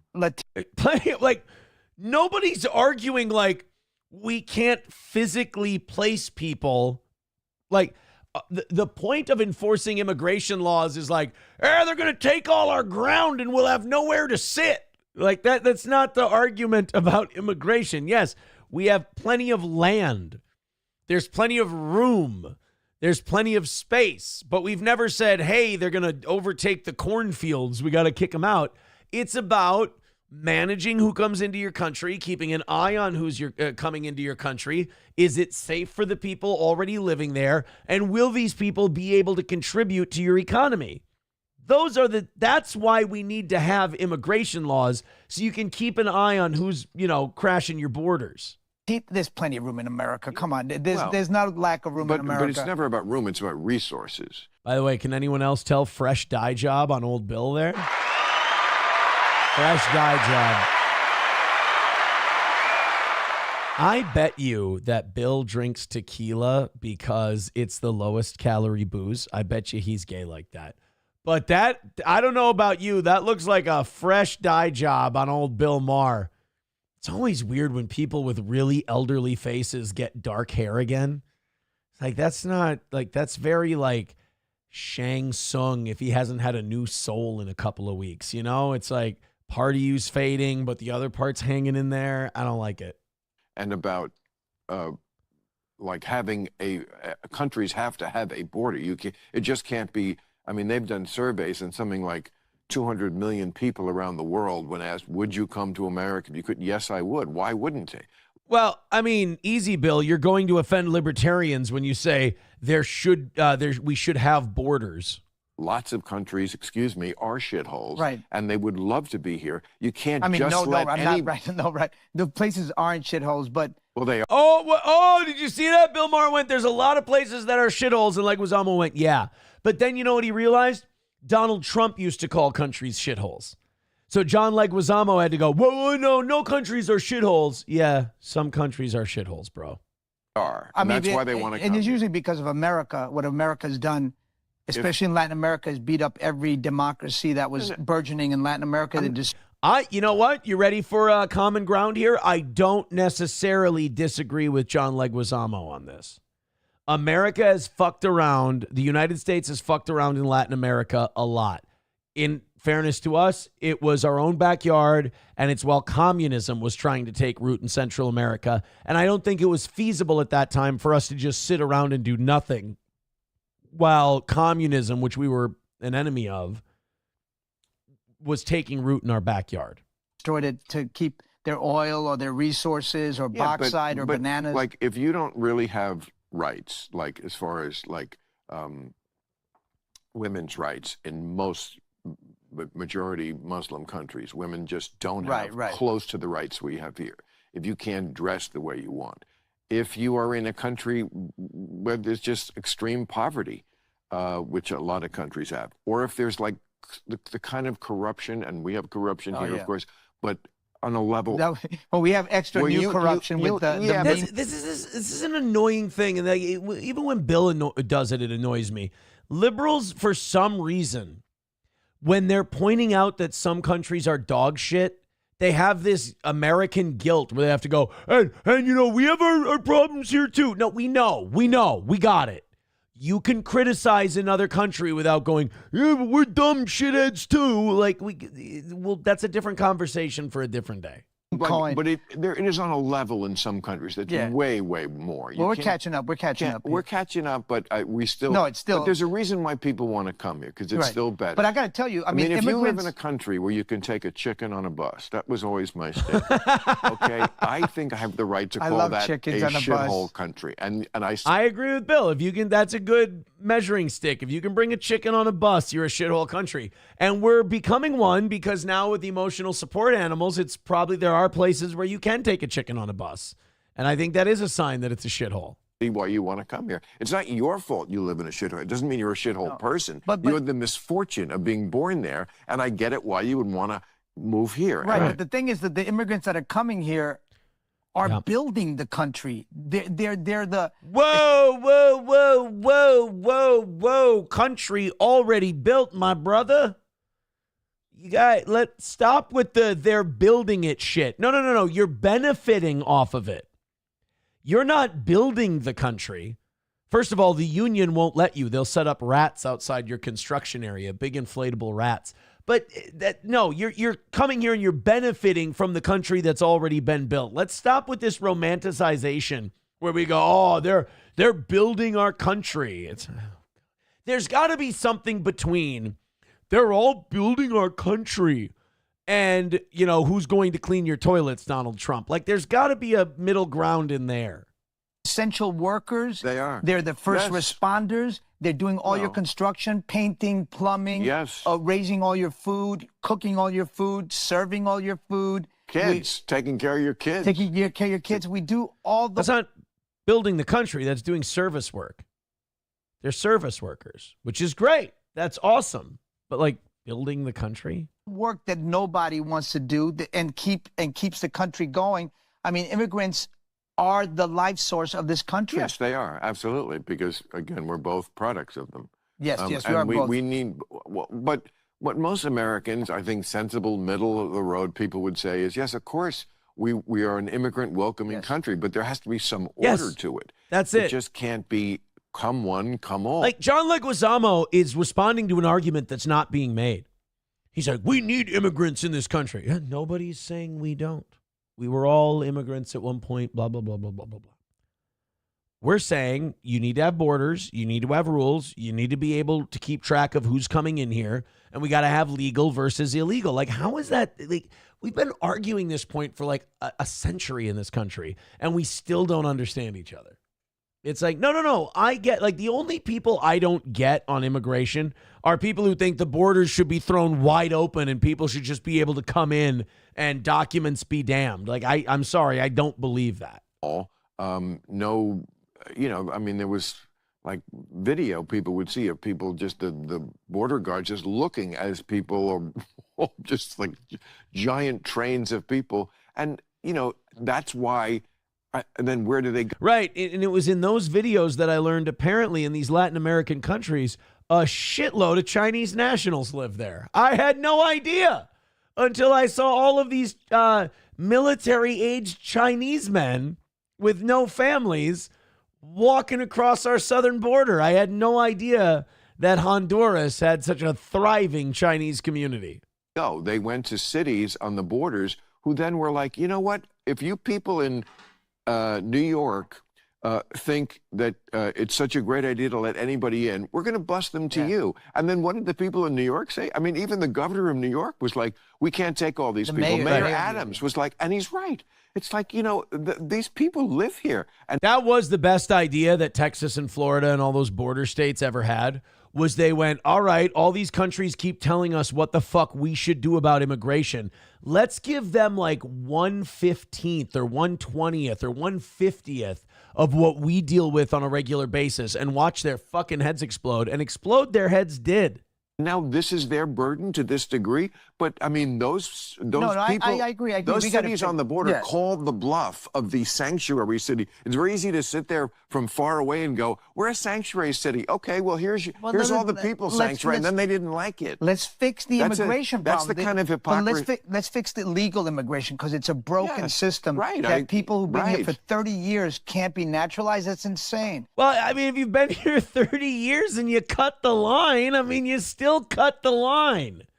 Yes, we should be able to have some kind of review process. Like every crime, there's a statute of limitations. I get that. So we can work on like people, okay, maybe you came here illegally, but yeah, I think we should make it 20 years. If you come here illegally and you evade capture for 20 years and you haven't committed any crime since then, and you've been a good boy or girl, all right, let's talk about it. But to just go like, yeah, I think what we ought to do for immigration is just let everybody in. That's kind of silly. Who've been working here and giving their lives. And just fix the legal immigration. Stop creating these quotas and this blockage. He did finally have to go back on that and say, you know, the people who work farms in... Because, like, who does he think cleans the rooms in his hotel? Right, exactly. Who do you I mean, some liberals call you racist for saying that. But yeah, Trump, I don't know if you guys noticed that. Trump did have to kind of call for sort of a de facto amnesty recently when he said, yeah, you know what? We kind of need immigrants on like the farms. We kind of need immigrants in this area and that area, you know. You can't just go... You know, we're going to kick them all out. It's like, all right, we got to, that's why Trump is doing like the criminals and the gang members first. Because by the time it gets to farm workers, he's going to be like, all right, we're getting a little thin in the labor force here. I don't see Gen Z teens lining up to pick lettuce. So they don't shit outside either. So this isn't going to work. My Lost Interest says, takes time to build an annual golf event. First year is always shitty attendance, but it's fun and it will grow quickly. Right. No, I understand what you're saying. I'm saying, like, I don't want to do it every year. Like, you feel me? Like, I know that we're only going to have a couple dozen people at this golf event this year. I don't want to build it. You know what I mean? Like, I don't want to commit the time and energy to build it. What I'd rather do is have my anniversary show. And then if I want to go golf 18 holes the next day, that's fine. But like organizing a golf event, you know, like I said, it was mostly I did it because so many fans were like, we should do this. We should do this. And I went, guys, I know it sounds like a good idea now, but you're not going to come to it. You're not going to want to do it. And then finally I went, all right, fine, I'll do it. And like I said, it wasn't like this thing, like all these people who wanted it all of a sudden. That's kind of the whole deal. It's like everybody wants it. And then when they don't do it, they're like, why aren't you doing another one? It's like, well, because all you people who made me do it don't want to fucking do it. You know? Yeah, Samsho says lib shit conversations are so tedious. They really are, you know? They really are. Like, you're just watching two people mildly disagree and like completely miss the point. My Lost Interest says Bill Maher's clubhouse clips might be worse than The View. That one was pretty bad. Crowder Wears Panties says, how did countries exist before brown people? Yeah. Yeah, Yankee says, when you're one evolutionary... Oh, Jesus Christ, I can't read that one. Code word for amnesty, that's amnesty. Well, I think when you're someone who's been here for 20 years, you have a job, you're supporting yourself, you haven't committed any crimes. Let me put it this way. I don't really want to go... Oh, excuse me, I had a burp caught there. I don't really want to go through the fucking headache of kicking you out, if that makes sense. Although Samsho says if you evade capture for 20 years, you get scooped up and deported. Now you have to wait 20 years until you're considered for citizenry. Oh, okay. Camel Toe gifting a membership. Thank you, Camel Toe, for that membership. I appreciate that over there on Rumble. $100 away from tonight's goal and 54 memberships away from going until 9 o'clock. Halada Fachina says, or Halada Fachina was gifted a membership by Camel Toe. Samsho says, nope, toss them out and make them start over. Jeez, you guys are definitely more aggressive on immigration than I am. I'm pretty middle of the road when it comes to immigration. I'm going to say this. I want to kick out. I think, I will say, I think Trump's doing it right the way he's doing it. I will give Trump credit on immigration. I think that's the thing he's probably doing best at right now. He's starting with criminals. He's starting with gang members. I think that's a great place to start. You'll get the least pushback. I think when it gets to year 2, year 3 of his administration, and it's just straight up rounding up illegals, that's when you're going to see the biggest pushback, in my opinion. Halada Fachina says, thanks, Camel Toe. You go ahead and gift that membership. Let's see if we can get a few more memberships gifted. Even if we don't hit that 54 number, maybe we can get that $100 goal knocked out tonight. I hate having goals. I really do. I have to tell you guys what the goal is now. It's fucking weird.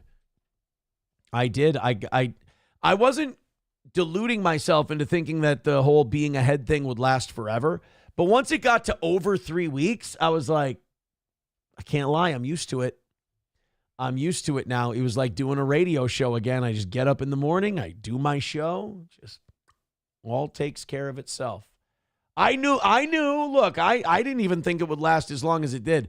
But I knew we'd be going back to goals. I just knew whenever we would, I was not going to be ready. Not at all.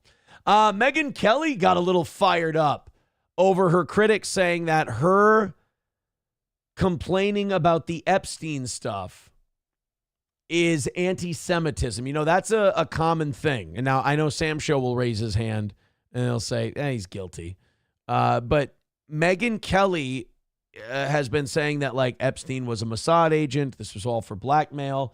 You'll see a lot of pro-Israel people do this. Instead of making an argument or having a discussion with you, they'll just go, oh, well, that's an anti-Semitic attack, so all Jews are... No. I always tell people, I'm like, if I mean all Jews, I'll say all Jews. I mean Israel. I mean Mossad. That's what I mean when I'm talking about Jeffrey Epstein. So I think the best way to handle this is the way Megyn Kelly handles it, which is don't try to explain it to them. Don't backpedal. Don't go like, no, that's not what I'm doing. Because once you start backpedaling, they've already got you. What you got to do is you just got to look at them and go, fuck you. That's such a disingenuous, shitty gotcha thing. Make a fucking argument if you want to make an argument, but don't come in here calling me shit. Megyn Kelly did a variation of that. In fact, her version might even be more aggressive than the version I just gave when defending herself from these charges of anti-Semitism over the Epstein stuff. The facts, and I see you doing the same. Tucker's saying what his opinion is, which is not outside of the mainstream at all, that he thinks Epstein worked for Mossad or was somehow an asset to them. But this immediately, even if you're as staunch a defender of Israel in general, I haven't defended all the way they've conducted this war, but in general, their right to defend themselves after the horrific attack of 10/7. But what does that tell you? This is what I want to tell people like Megyn Kelly. It's like, go the rest of the way. and just say, maybe we need a break from this Israel relationship because it's an abusive relationship for us. I asked my dad, because boomers are big on Israel. And I just asked my dad, I go, what has our country gained from our relationship with Israel? What has Israel done for us? This seems like a one-way. It doesn't seem like a reciprocal relationship. And he didn't come up with anything. And, Megyn Kelly's like, whoa, I even simp for Israel. I even stick up for Israel and I support their right to defend themselves. And they still call me an anti-Semite. What does that tell you, Megyn? Just fuck it then. Don't defend them. Don't get there, but you don't get it. That's what I mean. It's a one-way relationship.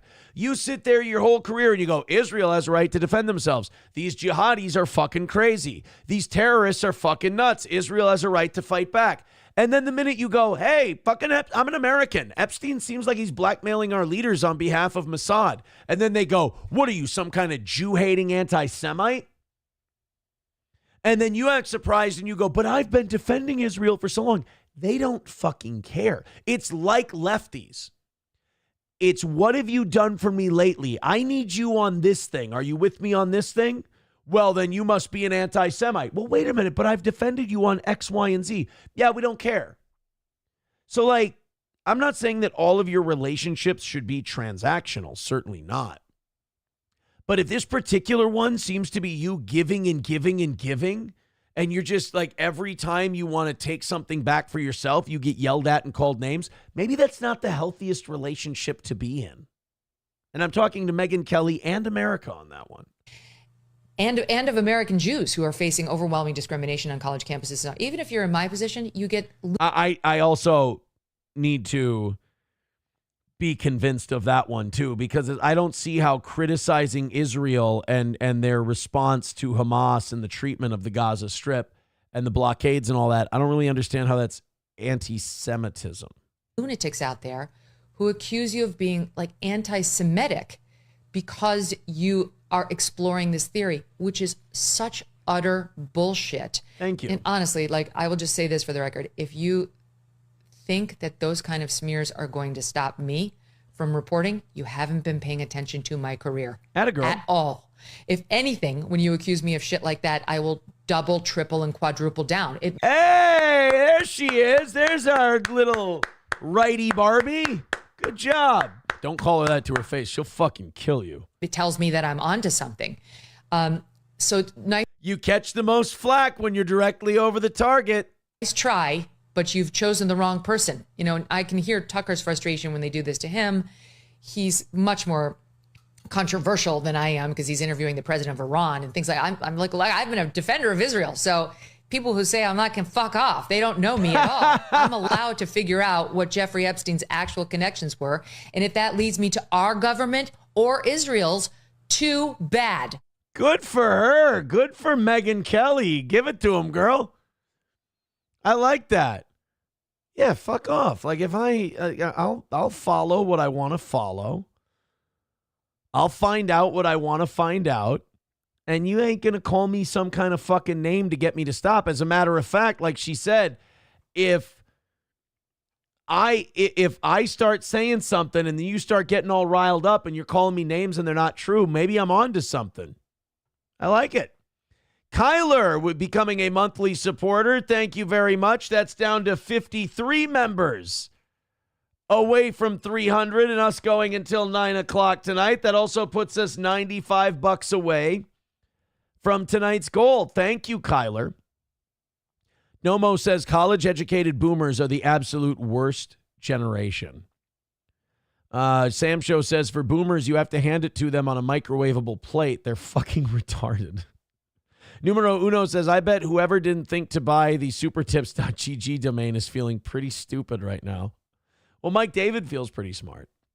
Papa Shab says, I love my dad, but this pretty much sums up the phone call I just had. He's kind of a prick and treats me like his second favorite son, even though I'm the only one living. Still love him, though. He says shit to me that he wouldn't dream of saying to my brother if he were still here. God rest his soul. I feel like we just did kind of a weird impromptu therapy session for Bappa, and I feel like it was really helpful, and I feel like we got somewhere. I feel like we had a breakthrough today. and I didn't even know we were doing a session. Tilt says, Candace will kick Megyn's ass. Not only do I like Megyn Kelly more than Candace Owens, I think Megyn Kelly's hotter. I think Megyn Kelly's really fucking attractive. And I always have. Crowder Wears Panties says, it's nice to see a woman that isn't a complete retard. Well, look, it's just nice to see someone who doesn't cower and kind of, curl up into a ball when someone calls them a name. She's like, look, I think Epstein was probably, working for Mossad to blackmail American businessmen and politicians. And they go, oh, so you hate Jews? It's like, dude, fucking listen to yourself. Like, what a dumb fucking thing to say. Get out. Like, I can't take someone like that seriously. Dub says, in Boomer's defense, some of them chicks not only swallow, allegedly. Tilt says, I think Candace is more attractive. Megyn is fine, though. You know what? Wise men can agree to disagree on the matter of who's more attractive, Megyn Kelly or Candace Owens. That's totally fine. $95 away from tonight. Go ahead and hit like, hit subscribe, hit follow. We appreciate you being here.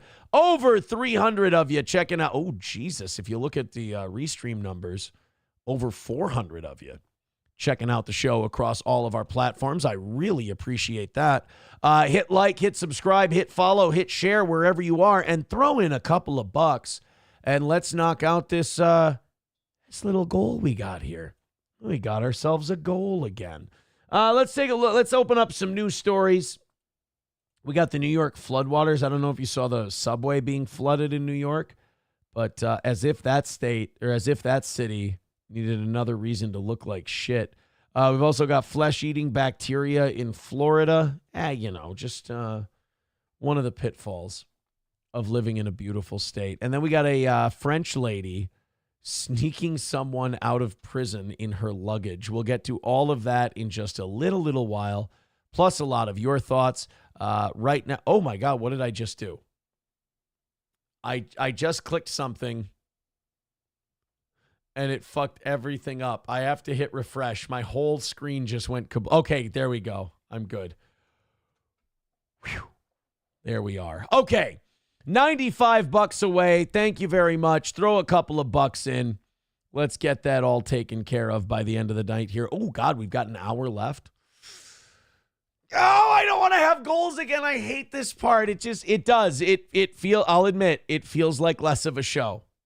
This is such a foreign, strange feeling to me now. It's very odd. So on Monday, there was intense rainfall in New York, and it caused flash flooding in New York City. And if you thought the subways weren't dirty enough, watching floodwaters overtake the subway while the people who congregate in the subway, are swept up in it. Like, imagine, okay, we're talking about a flash flood in New York City. That means all the grime and gunk and garbage and shit that's on the streets of New York is now washing through the subways, washing through the streets. Like, imagine normal floodwaters and how gross they are. Now imagine the floodwaters in a densely populated metropolitan area. And then let's watch what happened in the subways of New York. Ugh. Like, what's in that water? Just what kind of shit and piss and cancer and... Oh, and it's in the train. Oh, and then wait a minute. Then there's a shirtless guy just kind of hanging out. That's just a guy with just a bum hanging out with no shirt on in the floodwaters. It's just all of his BO and gunk is going to be in those floodwaters now. He's like, oh shit, impromptu bath time. Ugh. Check me if I'm wrong, Sandy, but is that water not coming from the sewer system? So is that piss and shit water in New York City also? Oh, that's got to be fucking lovely. Fucking nice, dude. Ugh. Because it is coming up from somewhere. Red Fox Mad with $4.99 says, I love going to clinics that do not take poor people. MA patients. Simplicity Health, St. Cloud, Minnesota, and Wells Clinic, St. Joseph, highly recommended. Are we poverty shaming? Is that what we're getting into? But if you would have told me, Aaron, how can New York seem like a more disgusting place to you? I would definitely say have shit water fly up from the streets, and that'll probably do it. That'll do it. Let's go. We got some generosity coming in here. Crowder wears panties with $10, says for the goal. Thank you, buddy. Anything that happens for the goal, I'm all about it. And My Lost Interest gifting a membership. Thank you very much. Wait a minute. That means we're now 52 memberships away from going till 9 p.m. tonight. Thank you, Crowder wears panties. And it also means we're $80 away from tonight's goal. $80. Let's go. And let's take care of the rest of it. Thank you, guys. And about 50 more gifted memberships on Rumble. 52 to be exact. And we'll be at 300, and we'll put a little extra time on the clock. Bapa Shab says, are there Somali doctors in Minnesota? I mean, there's got to be, right? I don't know. I'm not sure. Personally, like I've never seen one, but I'm sure they exist. It's got to be. I'm a little racist when it comes to doctors, in that I prefer Indian doctors. They like white doctors I have found in America will not tell you when you need to lose weight. They're worried that you're going to take offense or you're going to be mad. But like, you're a doctor. You're supposed to be caring for people's health. Sometimes that means hurting their feelings.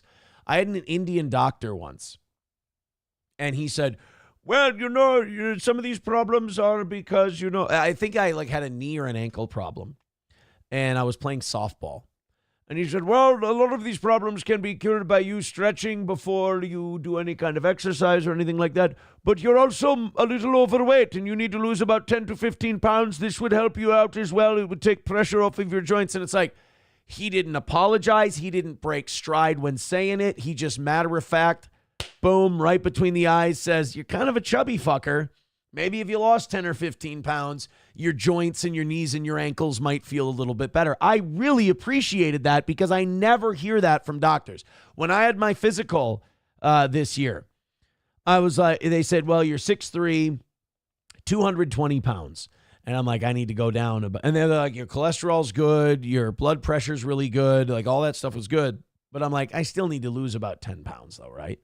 Like, well, no, I think your BMI is right on the borderline of overweight, so you're okay. I'm like, it's not on the borderline. It's like, what is it, like 25 and under is normal, and I'm like a 26 or 27. I'm like, that's not borderline. I'm overweight. I need to lose like 10 pounds.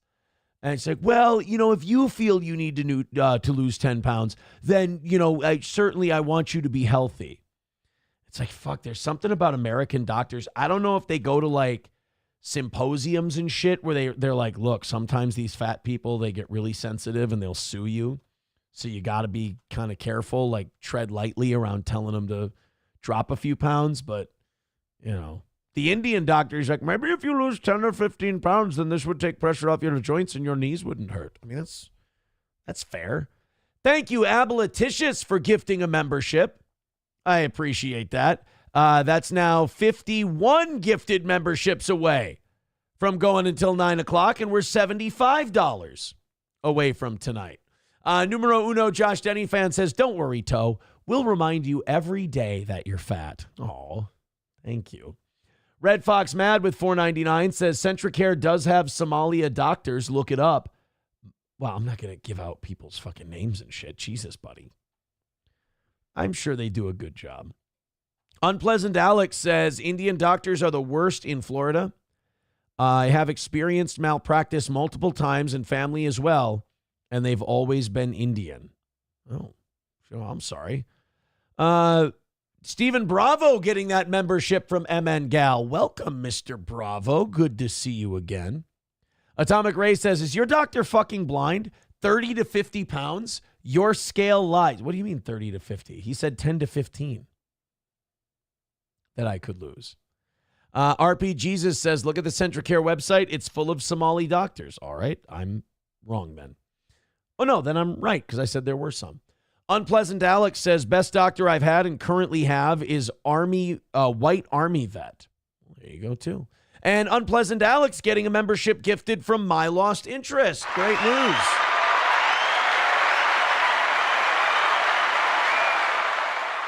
Tilt says, NYC is the best if you're rich. Mr. Beat says, New York City is fucked. I work in New York City. I'm kind of glad I'm disabled. Wow. Wow. Papa Shab says, painting myself brown and becoming an Indian doctor. Why? Can't you just call me fat from where you are? Do you have to paint yourself brown and call yourself an Indian doctor just to call me fat? I mean, is it just one of the perks? I don't understand. 75 away from tonight's goal, and we're getting close. Thank you, PayPal, Streamlabs, Venmo, Super Chats, and Rumble Rants. And then also 51 gifted memberships away from going until 9 o'clock tonight. So thank you very much for that. Stephen52MS says, Aaron, have you ever seen the director's cut of Kingdom of Heaven? I just saw it. What a difference between the two movies. I've said, Stephen, thank you. I have said that for a long time now. The director's cut of Kingdom of Heaven, amazing.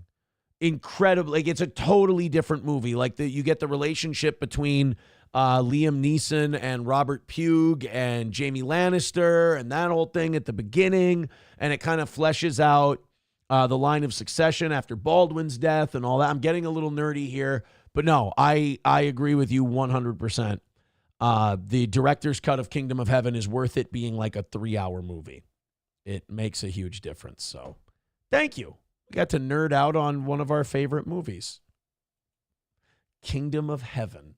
75 away. Finish it up. Thank you guys very much. Do you guys know about Ozempic mouth and Ozempic teeth? I love that this exists. These fucking cunts who won't go for a jog and eat a salad now have to have their mouth and teeth rot away because I just want to be thin. I just want to be skinny and pretty. Your mouth rots, your teeth are rotting and everything else. Why? Because, it really is the Kevin Spacey punishment in Seven for Vanity. Or Pride. Was that Pride? Was the woman who would rather die than, like, not be pretty anymore or whatever? I think that was Pride. But their vanity will not allow they don't want to go for a jog. They don't want to eat better. So they'll take a drug and they'll go, oh, this is the ultimate cheat code. Now I can be skinny. And now we're finding out it rots your mouth and your teeth. Fucking good. GLP-1 drugs like Ozempic and Mounjaro can be a wild ride. Users may experience dramatic weight loss and a sharp drop in appetite, but also fierce bouts of nausea, vomiting, or diarrhea. And apparently, if you know this from, I don't know if in your school they ever taught you about bulimia. They did in my school. And one thing that people with bulimia get, a couple things they get, bad teeth because the acid in the vomit wears away at your enamel. And then GERD, G-E-R-D, gastroesophageal reflux disorder.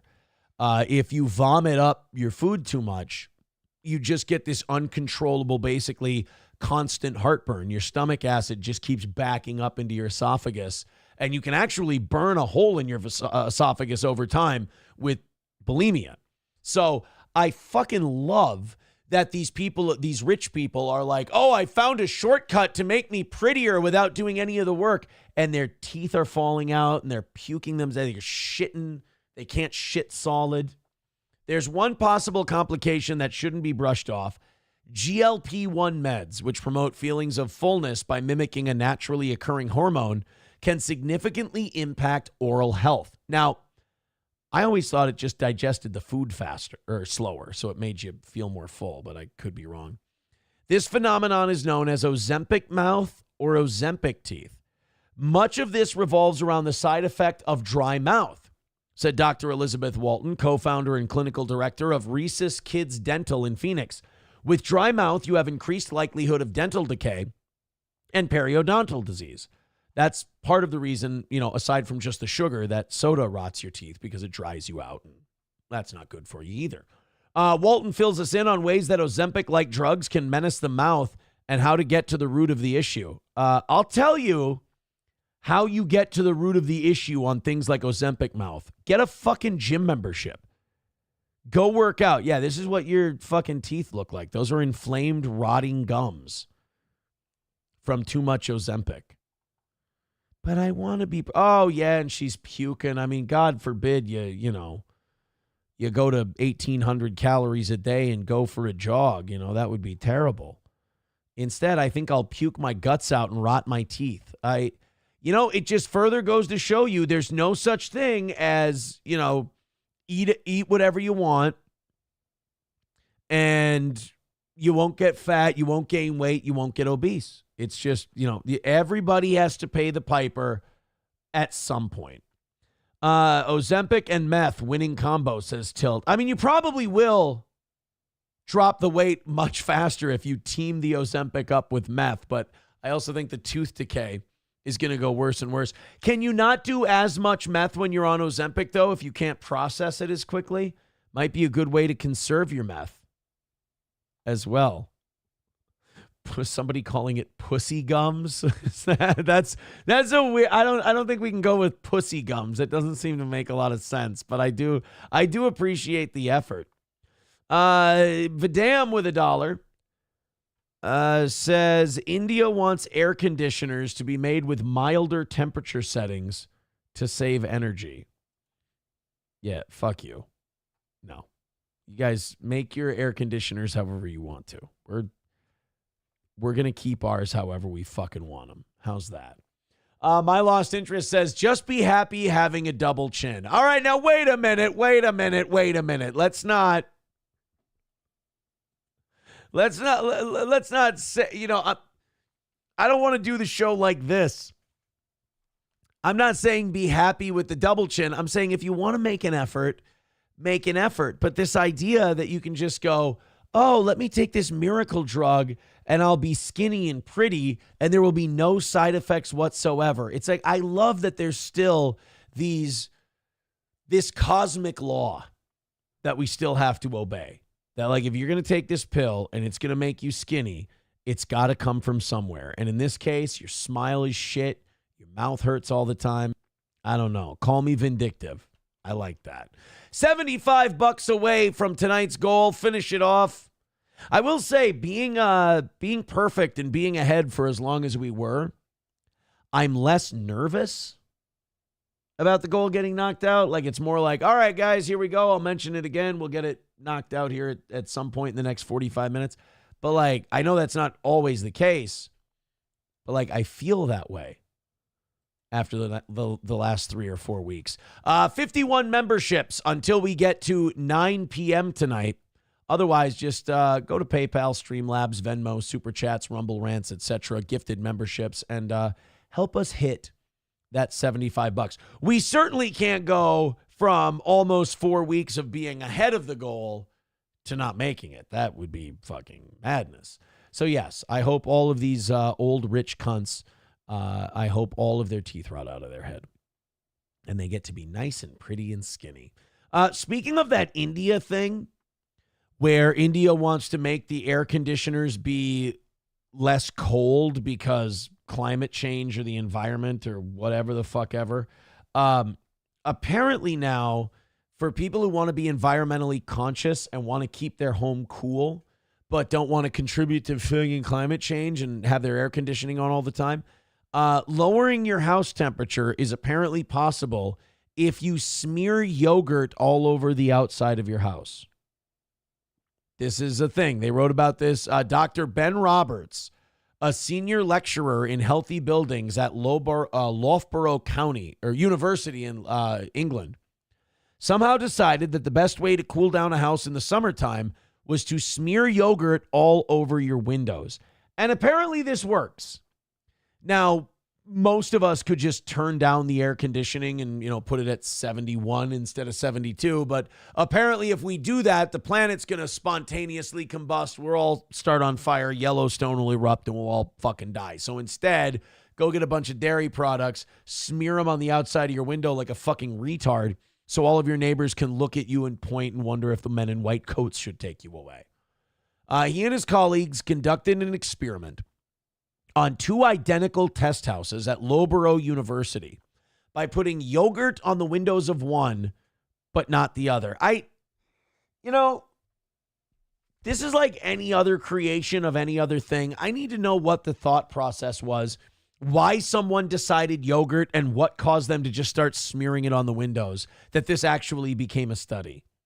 The experiment found the indoor temperature of the house with yogurt on the windows was 0.6 degrees Celsius cooler, but up to a maximum of 3.5 degrees Celsius cooler when it was hot and sunny. How many degrees is 3.5 Celsius? I'm American.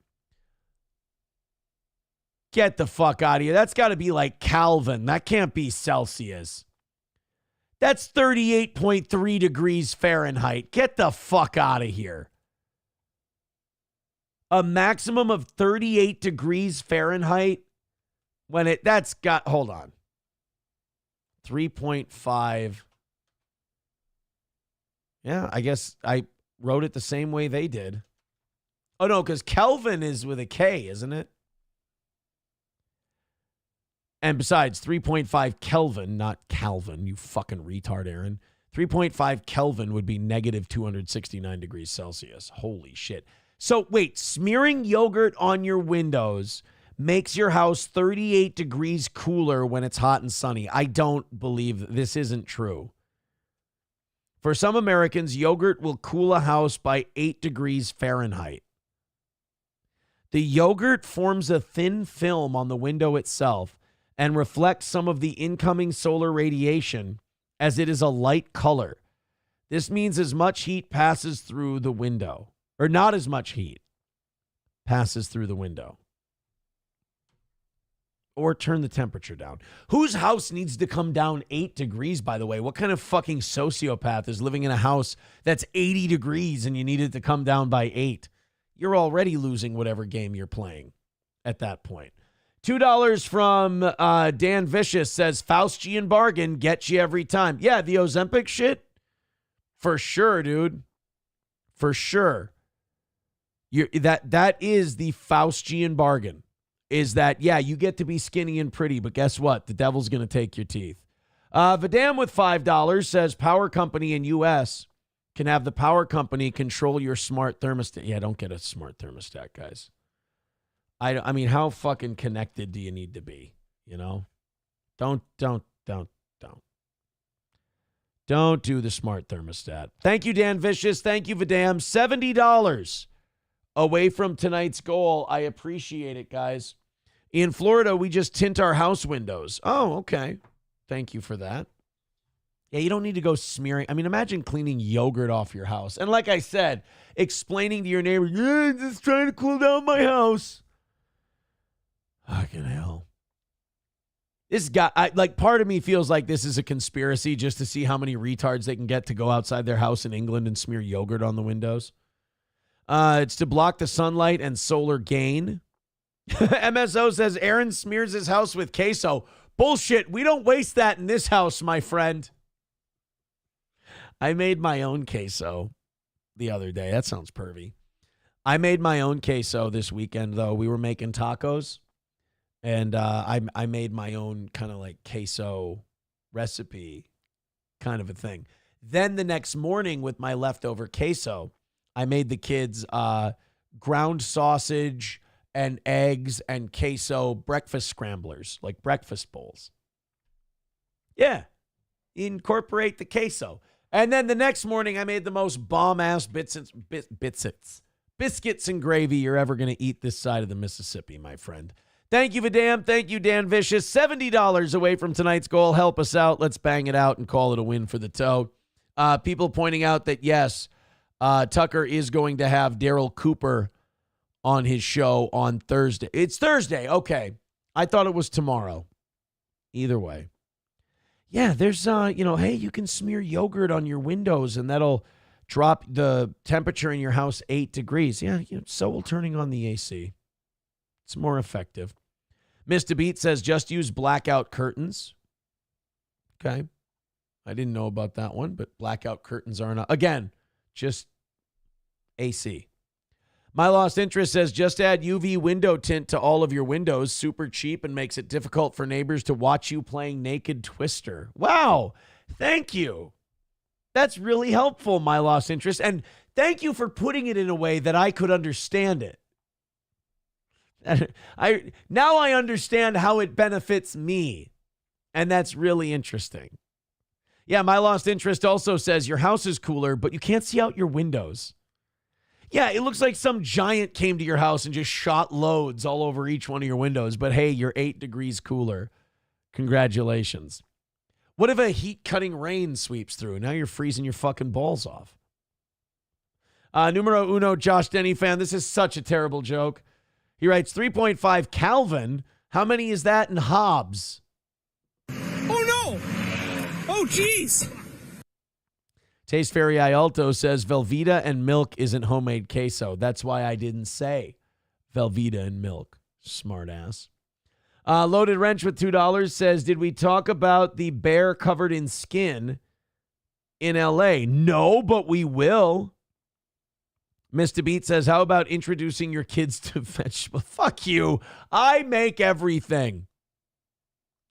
I make it all. I'm very diverse. Fauci's Pangolin says, cum works just as good as yogurt. Well, that's why they call it throat yogurt. Oh, also, we've got a half hour left in tonight's show. I got to make sure I make this statement. Happy birthday to Oz. It is Oz's birthday.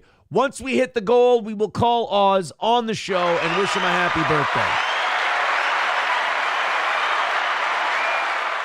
Knock out that last $70 and let's say happy birthday to Oz. I've already wished him a happy birthday today. I'm not saving my happy birthday for in case we hit the goal. I'm not holding it hostage that way. But we'll call him live on the program. I'll wish him another happy birthday. If you guys knock that out. I hate this. I will say, I hate that we have, I'm being selfish. I know it's selfish. I understand. I hate having goals again. I really do. There was something about now it just turned 8 o'clock, right? We have 30 minutes left. And that $70 is in the back of my mind. You got to make it. You got to make it. You got to make it. And then I remember the last 3 or 4 weeks now, I've just been going, all right, you got 30 minutes left, buddy. Just fucking have a great rest of the show. Let's crush that shit. So I kind of, it's kind of a bummer. What do we have here? Oh, yeah. See, this is Eric asking me to read this to you guys and see what you think. Tonight you were talking about this year's golf event and not filling spots. Try this way next year with people playing their own ball. Next year, try a scramble best ball. I think you'll get more teams because it's a shotgun start. It's best ball with each a group of 4. You buy 2 teams on each hole to keep it honest. I'm an avid golfer. I golf multiple scrambles. I don't want to, but that's my thing. I don't want to organize that. I don't want to organize that. I don't want to do it. I'm not interested in it. I hate fucking best ball. That's what I'm saying. The way I'm organizing it the way I would want it. And that's selfish. And that's not fair to the people in the tournament. So I'm doing this one time because people asked me to do it. The turnout is not going to be awesome. And next year, I think I'll just, I'll go golfing on my own time. Not that it's bad. I love it. I think it's going to be a lot of fun and it's going to be great. I don't like organizing it. I don't like worrying if there's going to be enough people or what the prizes are going to be or any of that shit. It's just, especially when you're organizing the anniversary. I feel like it's taking my attention away from coming up with stuff for the anniversary party. So I'm doing it once because the audience, they asked for it. They wanted me to do it. So I said, okay. We're trying it once. I don't think as many of you responded as thought you would. And so it's kind of like one of those things where yeah, Aaron, we really want this. I think what you wanted was more you wanted me to do it. I don't think you wanted it as much as you wanted it to be an option.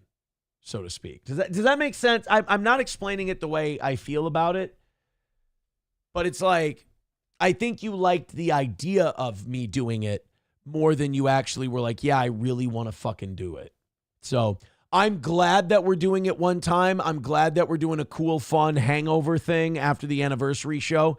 I don't know if it's something I want to do again, though. I'll be honest. 09 Canyon says, I hate doing stuff. Aaron, 2025. That's not true. That's not true at all. I don't hate doing stuff. I love doing the cornhole tournament. I hope hundreds of people show up on Saturday afternoon and do the cornhole tournament. I think that would be fucking awesome. You know, I think we had like 13 teams last year. I'd love to see 16 teams this year. That would be really cool.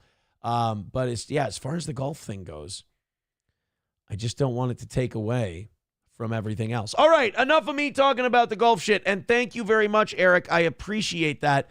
But I want to knock out this $70. I hate having goals again. It's the fucking worst. I knew I would get used to this. Rusty Grammer says, Aaron, thanks for promoting my firewood for sale. The pile is getting lower. If it all disappears, the rest goes towards the goal. Oh, thank you. So you're saying our Tradio worked.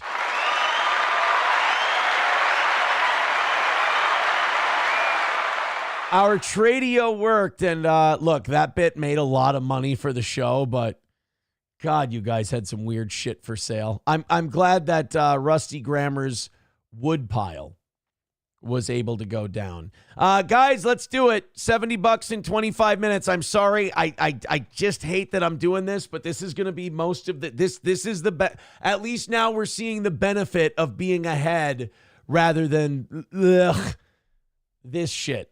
$70 away. Need to hit it. We can't go from being ahead for 4 weeks to missing tonight. That would make getting up tomorrow kind of lame. Inmate escapes French prison in cellmate's laundry bag. I loved this story. We didn't have time to do it this morning. It's one of those stupid little water cooler stories that I like from time to time.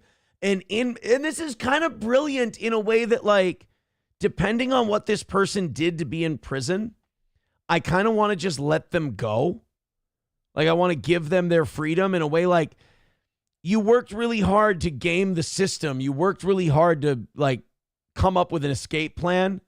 And you did such an impressive job that I kind of want to let you go. An inmate was able to escape from a prison in France by hiding in the laundry bag of his cellmate who was freed. Prison officials noticed the prisoner was gone over the weekend and is said to still be on the loose. Awesome. According to the outlet, it took the prison staff 24 hours to notice that the inmate had escaped, partly due to overcrowding at the facility. So they're just locking up. I don't want to hear Europe lecture the United States on prison overpopulation or how we have too many laws or anything like that. You guys got your own overcrowding and people are leaving there in laundry bags and you don't even know till a day later. Authorities said the 20-year-old inmate was being investigated for multiple crimes, including suspected ties to organized crime. So a mafia guy. All right, so it was a wise guy. So a wise guy escaped prison in a laundry bag. It's not the most dignified way to get out of there, but it's effective. Now, the director of prison administration, Sebastian Cowell, told the outlet and acknowledged an accumulation of errors. No shit. This is an extremely rare event that we never have experienced in this administration and which clearly reveals a whole series of serious dysfunctions. Somebody had to be paid off, right? It wasn't that a guy just hid in a laundry bag and they were able to just walk him out. Somebody was paid to look the other way at some point. Cowell said an internal investigation is underway as to how the inmate was able to escape. The facility has an occupancy rate of 170%. Oh my God. This clearly makes working conditions more difficult for our staff, Cowell said of overcrowding. What this incident reveals is rather an accumulation of material errors, possibly faults, which the investigation will bring to light. Well, this is kind of like the guy who tried to light his shoe on fire on the plane. And then, like, after that, we all had to take our shoes off until what, yesterday? Like, yesterday, they said, all right, you guys don't have to take your shoes off anymore. No big deal. Now it's just going to be checking laundry bags at the prison and all kinds of, like, every conceivable way they can think of for a human being to escape, they're going to be checking now in these French prisons. Mr. Beat says the French prisons are filled with illegals. You know, I was wondering about that. I was wondering if, you know, maybe all the recent migrants to France might be causing a lot of this, you know, prison filling up thing. 09 Canyon says, I mean, if they're dumb enough to fall for a Scooby-Doo level scheme, let the man go free. Well, and plus, he hadn't been convicted of anything yet. This was just a guy who was, like, it was reported that he might be connected to organized crime. So he was, I'm guessing he was just in custody awaiting trial. Well, then, you know what? Let him at least stay out until his next court date. He gamed the system. He worked the system. Fuck it. He earned his freedom. Let the guy go. So what? He got one over on you. It happens. Just check everybody's laundry bags. $2 from Loaded Wrench says, don't get any ideas, Aaron. Sorry. Had to. Thank you, buddy.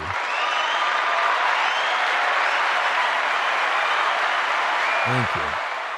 All right, guys, we got about 20 minutes left, and we're $70 away from tonight's goal. We're also 51 gifted memberships on Rumble from going until 9 o'clock.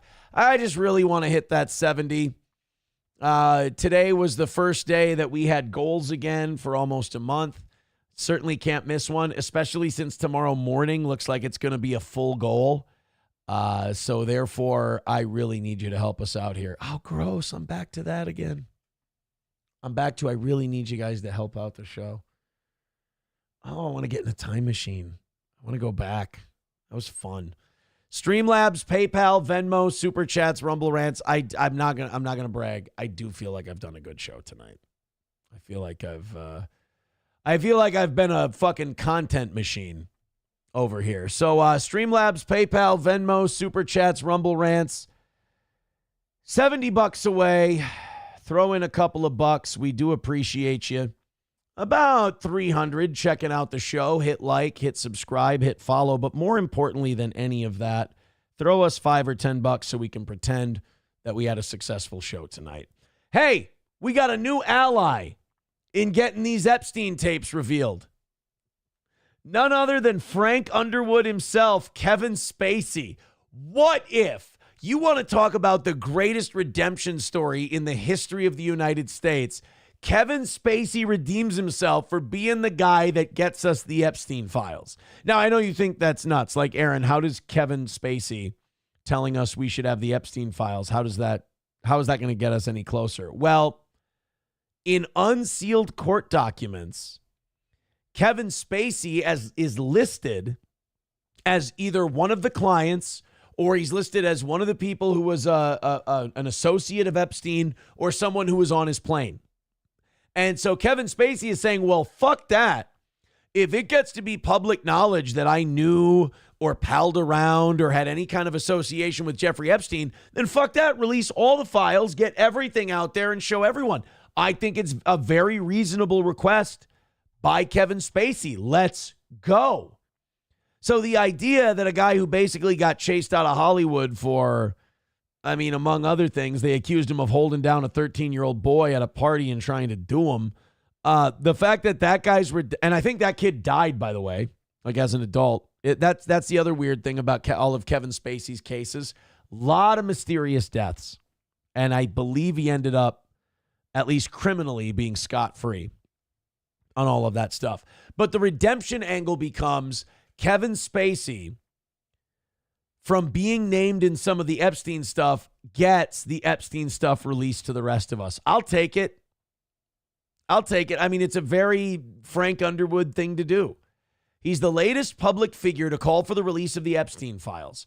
Release them, all of them. For those of us with nothing to fear, the truth can't come soon enough, Spacey wrote on Twitter today. I hate to make this about me, but the media already has. The two-time Oscar winner was referencing the fact that his name was included in unsealed court documents related to the late billionaire Jeffrey Epstein and a lawsuit against Ghislaine Maxwell. Maxwell was found guilty of sex trafficking, Well, Epstein died of apparent suicide while being charged with the same crime. He already was a convicted child sex predator. But remember, there was nothing in those files. Trump and Attorney General Pam Bondi have both received backlash from MAGA supporters and, some Democrats, in fairness, over a Department of Justice and FBI memo claiming there is no high-profile client list in the Epstein files. But Spacey and other celebrities named in unsealed court documents were not accused of engaging in illegal activity. But rumors about Spacey persisted due to the actor facing other accusations of sexual misconduct at the time.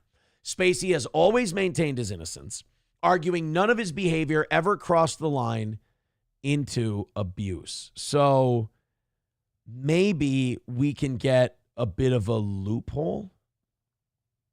Maybe we can get them to release the Epstein files as a way to clear Kevin Spacey. That'd be retarded, though, because that would mean that all of us sitting here banging on the walls going, release the files, release the files, release the files. And politicians and all these other people, release the files, release the files. That would mean that the deep state can get to the Trump administration and get them not to release the files, but they can't cuck Kevin Spacey. Spacey is the guy who finally breaks the thing wide open. Look, before people start writing in and going, you're fucking naive, they're not going to release it for... I know they're not going to release it for Spacey. A girl can dream, though. And I think it would be great. I'm still pissed that they canceled that House of Cards. That was such a good show, and it was really, it was still rolling. It was still really good. And then they finished up one last season because they had to call a quick audible because Kevin Spacey had to go. Ugh. They couldn't look the other way until they filmed like 2 more seasons. Shit. Papa Shab says this is all an op. Wasn't Spacey recently in Israel teaching acting classes as a guest of the Israeli government? Was he really? Mad Move says Aaron would release for Spacey. Fucking homo. Yeah, Fauci's pangolin. Ghislaine Maxwell was convicted for nothing involving nobody. Yeah, she said, I want to talk to Congress, and Congress has not responded to that offer. Can you believe it? I think Congress would want to talk to old Ghislaine Maxwell. Vadam says, can someone shoot the $70 and let's be done with the goal tonight? Crunchy baby, are you here? Guys, we do need that $70. I'm going to be fucking embarrassed. I'm going to be disappointed greatly if my 24 hours is, holy shit, we're so close to being 4 weeks ahead on the goal to we took a fucking $70 L. I was of the mind that we were never going to take an L again. I thought Steel Toe was on such an upswing. What a fucking emotional roller coaster doing this job is. And like fucking nothing's coming in. So it's not even like, hey guys, $70, we're on our way. It looks like the trend is bad. There's 15 minutes left and we're $70 away and I'm back to goal talk. And this definitely feels like a step down. This definitely feels like a demotion. So help out, $5-10 at a time, if you please. Back to this gross, I feel like a mud creature now. Aboliticious gifting a membership. Thank you very much. My begging finally annoys someone into throwing us a $5. Das Optic Nerve got that membership. That puts us 65 away and 50 memberships even away from 300 on Rumble.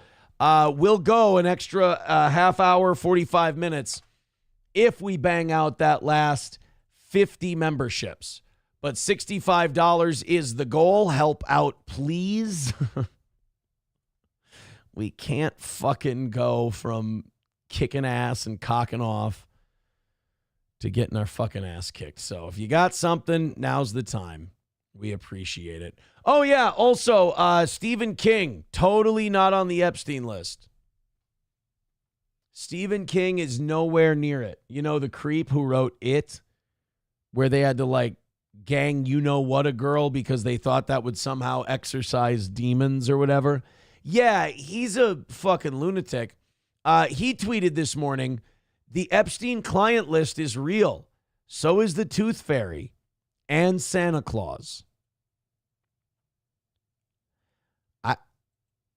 I don't know why you would write that.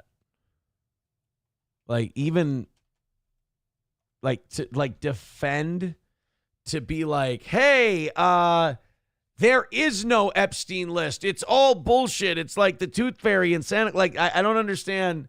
I understand not having a dog in the fight and being like, I don't care about the Epstein list. What I really don't understand is like vehemently denying its existence. That looks a little suspect to me. I'm not going to lie. Thank you very much, Wally World, for gifting 5 Steel Toe memberships. That's going to put Wally at $30. Does that get him in the cuck chair? No, I think that gets him in 4th place. Oh, no, it doesn't quite get him in the cuck chair. Schweitz still in the cuck chair at $30. But thank you, buddy. Uh-oh, what the fuck did I do now? Oh, my mouse is all over the place. Thank you very much for those 5 gifted memberships, though. Throw that man a Hogan for his hard work. We want the gold, sucker. Hulk Hogan, we coming for you, nigga. And that also puts us $35 away from tonight's goal. Let's go, baby, let's go. And we've also got 45 gifted memberships away from me going an extra 30 to 45 minutes tonight. Dan Vicious with $5 says, still haven't sold my Christina Aguilera UN food program vest. Oh, no. I really wanted to see you get rid of that, too. $35 away, guys. Let's go. Keep it up. $35 away. Hammer it out. Streamlabs, PayPal, Venmo, Super Chats. Let's get it going. Oh, my goodness. Miss Tay dropping in. 25 from Miss Tay. The gold, sucker. Hulk Hogan, we coming for you, nigga. Oh, shit. Damn it. I wrote, I got to read these first. She says, most anonymous, fakest dono ever. Shit. Where does that put Miss Tay? Hold on. Where's my list here? Where does that put Miss Tay? That puts Miss Tay at 50. Put her back up on the list. Where's she going? She's going into 4th place. And now Anna Fake is in the cuck chair. $50 for Miss Tay. She's tied for 3rd. Anna Fake's in the cuck chair at $32, and Schweitz goes down into goes down with the rest of them. There we go. And that's also going to put us $10 away from tonight's goal. Thank you, Stoned Out. Let's get some subs. Oh, buddy. What? $10 away from tonight's goal, and another win for the toe on our return to goal night here on the evening program. Thank you so much. Who's got that last 10? Or do it $2 at a time in the next 10 minutes. I don't give a shit. We're having fun, in whatever way you want to do it, you go ahead and do it. Thank you so much. What is it? It's a bunch of subs. Good support. Good support. Loaded Wrench with $3 says, give that man his cuck chair. Hashtag donate my donation. So wait, Loaded Wrench is giving his donation to Schweitz to put Schweitz back in the cuck chair. So Anna Fake is at 32. Schweitz is now at 33. So now Schweitz is winning the battle of the cuck chair.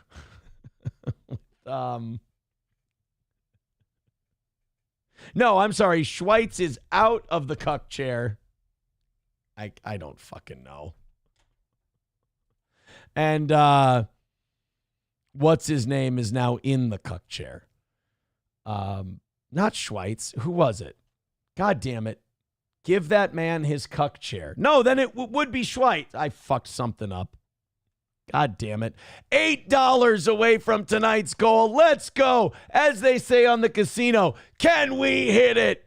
$8.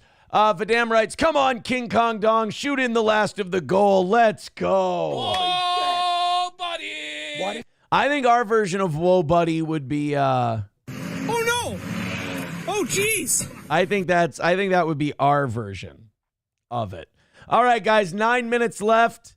$8 away. Finish the goal, and let's call it a win for the toe. What do you say? Yeah, I don't think Stephen King is doing a good job of convincing people he's not on that Epstein list. The Epstein client list is real. So is the Tooth Fairy. So is Santa Claus. That's that trying to hide in plain sight shit. That's just really weird. Like, just keep your fucking mouth shut. Just don't say anything. All right, I think we're going to have time for this Pat McAfee thing, which is nice. I like Pat. I think Pat does a good job with just about everything he does. People, I guess, are mad that Pat McAfee is getting a lot of jobs on ESPN. Like, he's doing a lot of stuff. He's very visible on the network. I guess he was doing, like, baseball commentary for the All-Star weekend, and people don't like it. But you got to remember, ESPN is paying Pat McAfee a metric fuck ton of money. They got to get their money's worth out of the guy. Not only that, Pat McAfee also happens to be a really likable guy who doesn't have any scandals on him. So they asked Pat McAfee a question about his politics, like trying to like drag him into the mud with the rest of us. And this is a great example of why Pat McAfee gets all the sports jobs and other people that you think might be more deserving don't get them. While we do this, we've got 7 minutes left, $8 away from tonight's goal. Let's go.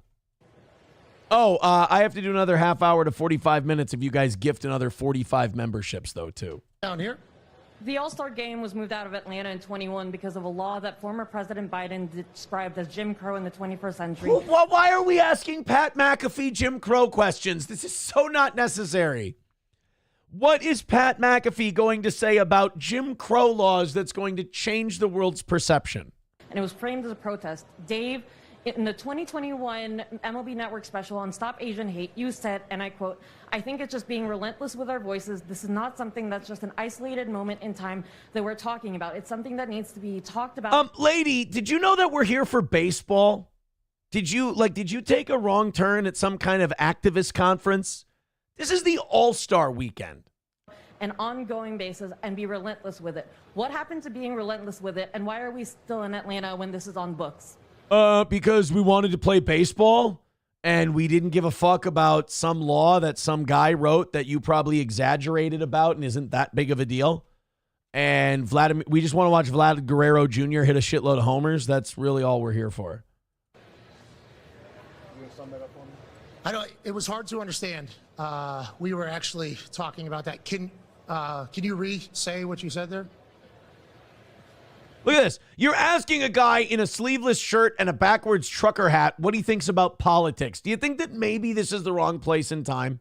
There is a law on the books here in Atlanta, there's a voter suppression law that Joe Biden has called Jim Crow of the 21st century. Well, then it's got to be that. Dave, in 2021, in the MLB Network special, you said it's about being relentless with our voices and speaking up, and this is not an... Anonymous Fake Dono with $3 says, Anna Fake back in the cuck chair. All right, let's put Anna Fake back in that cuck chair. Schweitz is out. Anna Fake is now in at $34. And we are $6 away from tonight's goal. Let's go. Isolated moment, and it needs to be something talked about on an ongoing basis and being relentless with it. What happened to being relentless with our voices, and why are we in Atlanta when this law is still on the books? And it is a dangerous situation. I think it would be a great fucking answer if Pat McAfee went, I don't know anything about that law. I didn't know it was still on the books. And to be honest with you, I don't give a shit. I'm here to watch the home run derby. I'm probably going to drink while I'm on the air. To be a journalist in Atlanta, because Atlanta has detained the most journalists by ICE. I believe the question was a political question about laws that are on the books and everything like that. And the All-Star Game was taken out, and now it's brought back. Interesting. I don't know if any of us are the experts or the ones that should be giving answers on that, but respect and appreciate the way you feel about it. And I would assume that there was a reason or some conversation that was had by the MLB and the state that all parties thought that this would be a wonderful host city for the All-Star Game. And I think everybody is all very excited to be back in the beautiful city of Atlanta. I think. I don't want to speak out of pocket for anybody, but I do believe with everything else you're talking about. Boom. That's why Pat McAfee does everything, because ESPN can trust him to go up there, not let his emotions get the best of him, placate this lady with an answer, and basically goes, I don't know why you're asking us this. I love that he's acknowledging we're all a bunch of retarded sports guys. I don't know why you're asking us political questions. We're dipshit. We're dummies. You're asking a man in a sleeveless shirt who used to kick a football for a living, who's wearing a backwards hat, what I think of some law that I don't even know is on the books and I'm not educated enough to comment on. He's not calling her stupid. He's not lashing out. So if you're wondering why Pat McAfee gets all these gigs, this is why. He handles dumb shit like this with a shitload of patience. Well, I don't know if Dave is a lobbyist or Paul is a lobbyist or Tarek or Coach Boone. I think they would be great at it if they decided to be as such. But I think she was talking to you. I don't know if you have, I think so. I believe it was, once again, it was hard to hear. But do you have any thoughts on Atlanta hosting the All-Star game whenever there was obviously some conversations in the past, I believe, right? I think Pat answered it perfect. And honestly, I appreciate the question. I appreciate your thoughts. I do feel that I'm excited to be here. I think that it's a great city. I think baseball fans are excited to be here and celebrate these great athletes. I'm not a politician. I do feel that everyone has their right to voice thoughts, but right now I really choose to just focus on the players in the game and be excited to be here. And for me, to be able to manage these guys and to manage against these guys, I'm honored. So I don't want to get into the politics. So, but you know what? Fucking perfect. Like I admire people who are able to do that. Because I would throw a tantrum. I would be a fucking dick about it. I know I would.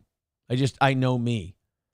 So I know I would be a cunt. Hey, $5 from Wally World says, put Schweitz back in the cuck chair. Guys, we are $1 away from tonight's goal. Who's got $1 for the toe in the next 2 minutes? $1 for the toe to knock out tonight's goal as Schweitz goes back into the cuck chair at $37. So that's Anna Fake at 34 and Schweitz. Oh shit, I'm going to fuck this up. Schweitz is now at 37. We're having a battle of the cuck chair tonight. $1 from Nomo says, agita, a feeling of agitation or anxiety. That's what you give us with the goals. Love you, buddy. Well, there it is. That's it. The goal is knocked out for tonight. Goals came back. Goals went away. Fuck, we've got a full goal tomorrow morning. That's going to suck a dick. Thank you. Thank you. Oh, my God. Another win for the toe. We were able to hammer it out. Thank you, Abletitious, for $1. Whoa, buddy. Whoa, buddy. What? Oh, and it's another win for the toe. I forgot what that felt like. Those goals and all that shit. All right, let me just make sure Anna Fake didn't jump back into the cuck chair here. Let me make sure that it's still, yes, Schweitz is safe in the cuck chair, but Anna is now at 34. So we got to make sure that that's accurate. All right, perfect. Well, guys, it's going to be a very interesting show tomorrow. Our first full goal we've had in a long time. Vidam with $2 says, woman need to go back to the 1930s housewife. Shut your mouth, take care of the children, cook, and keep up the house. I'm sure that's not going to piss anybody off.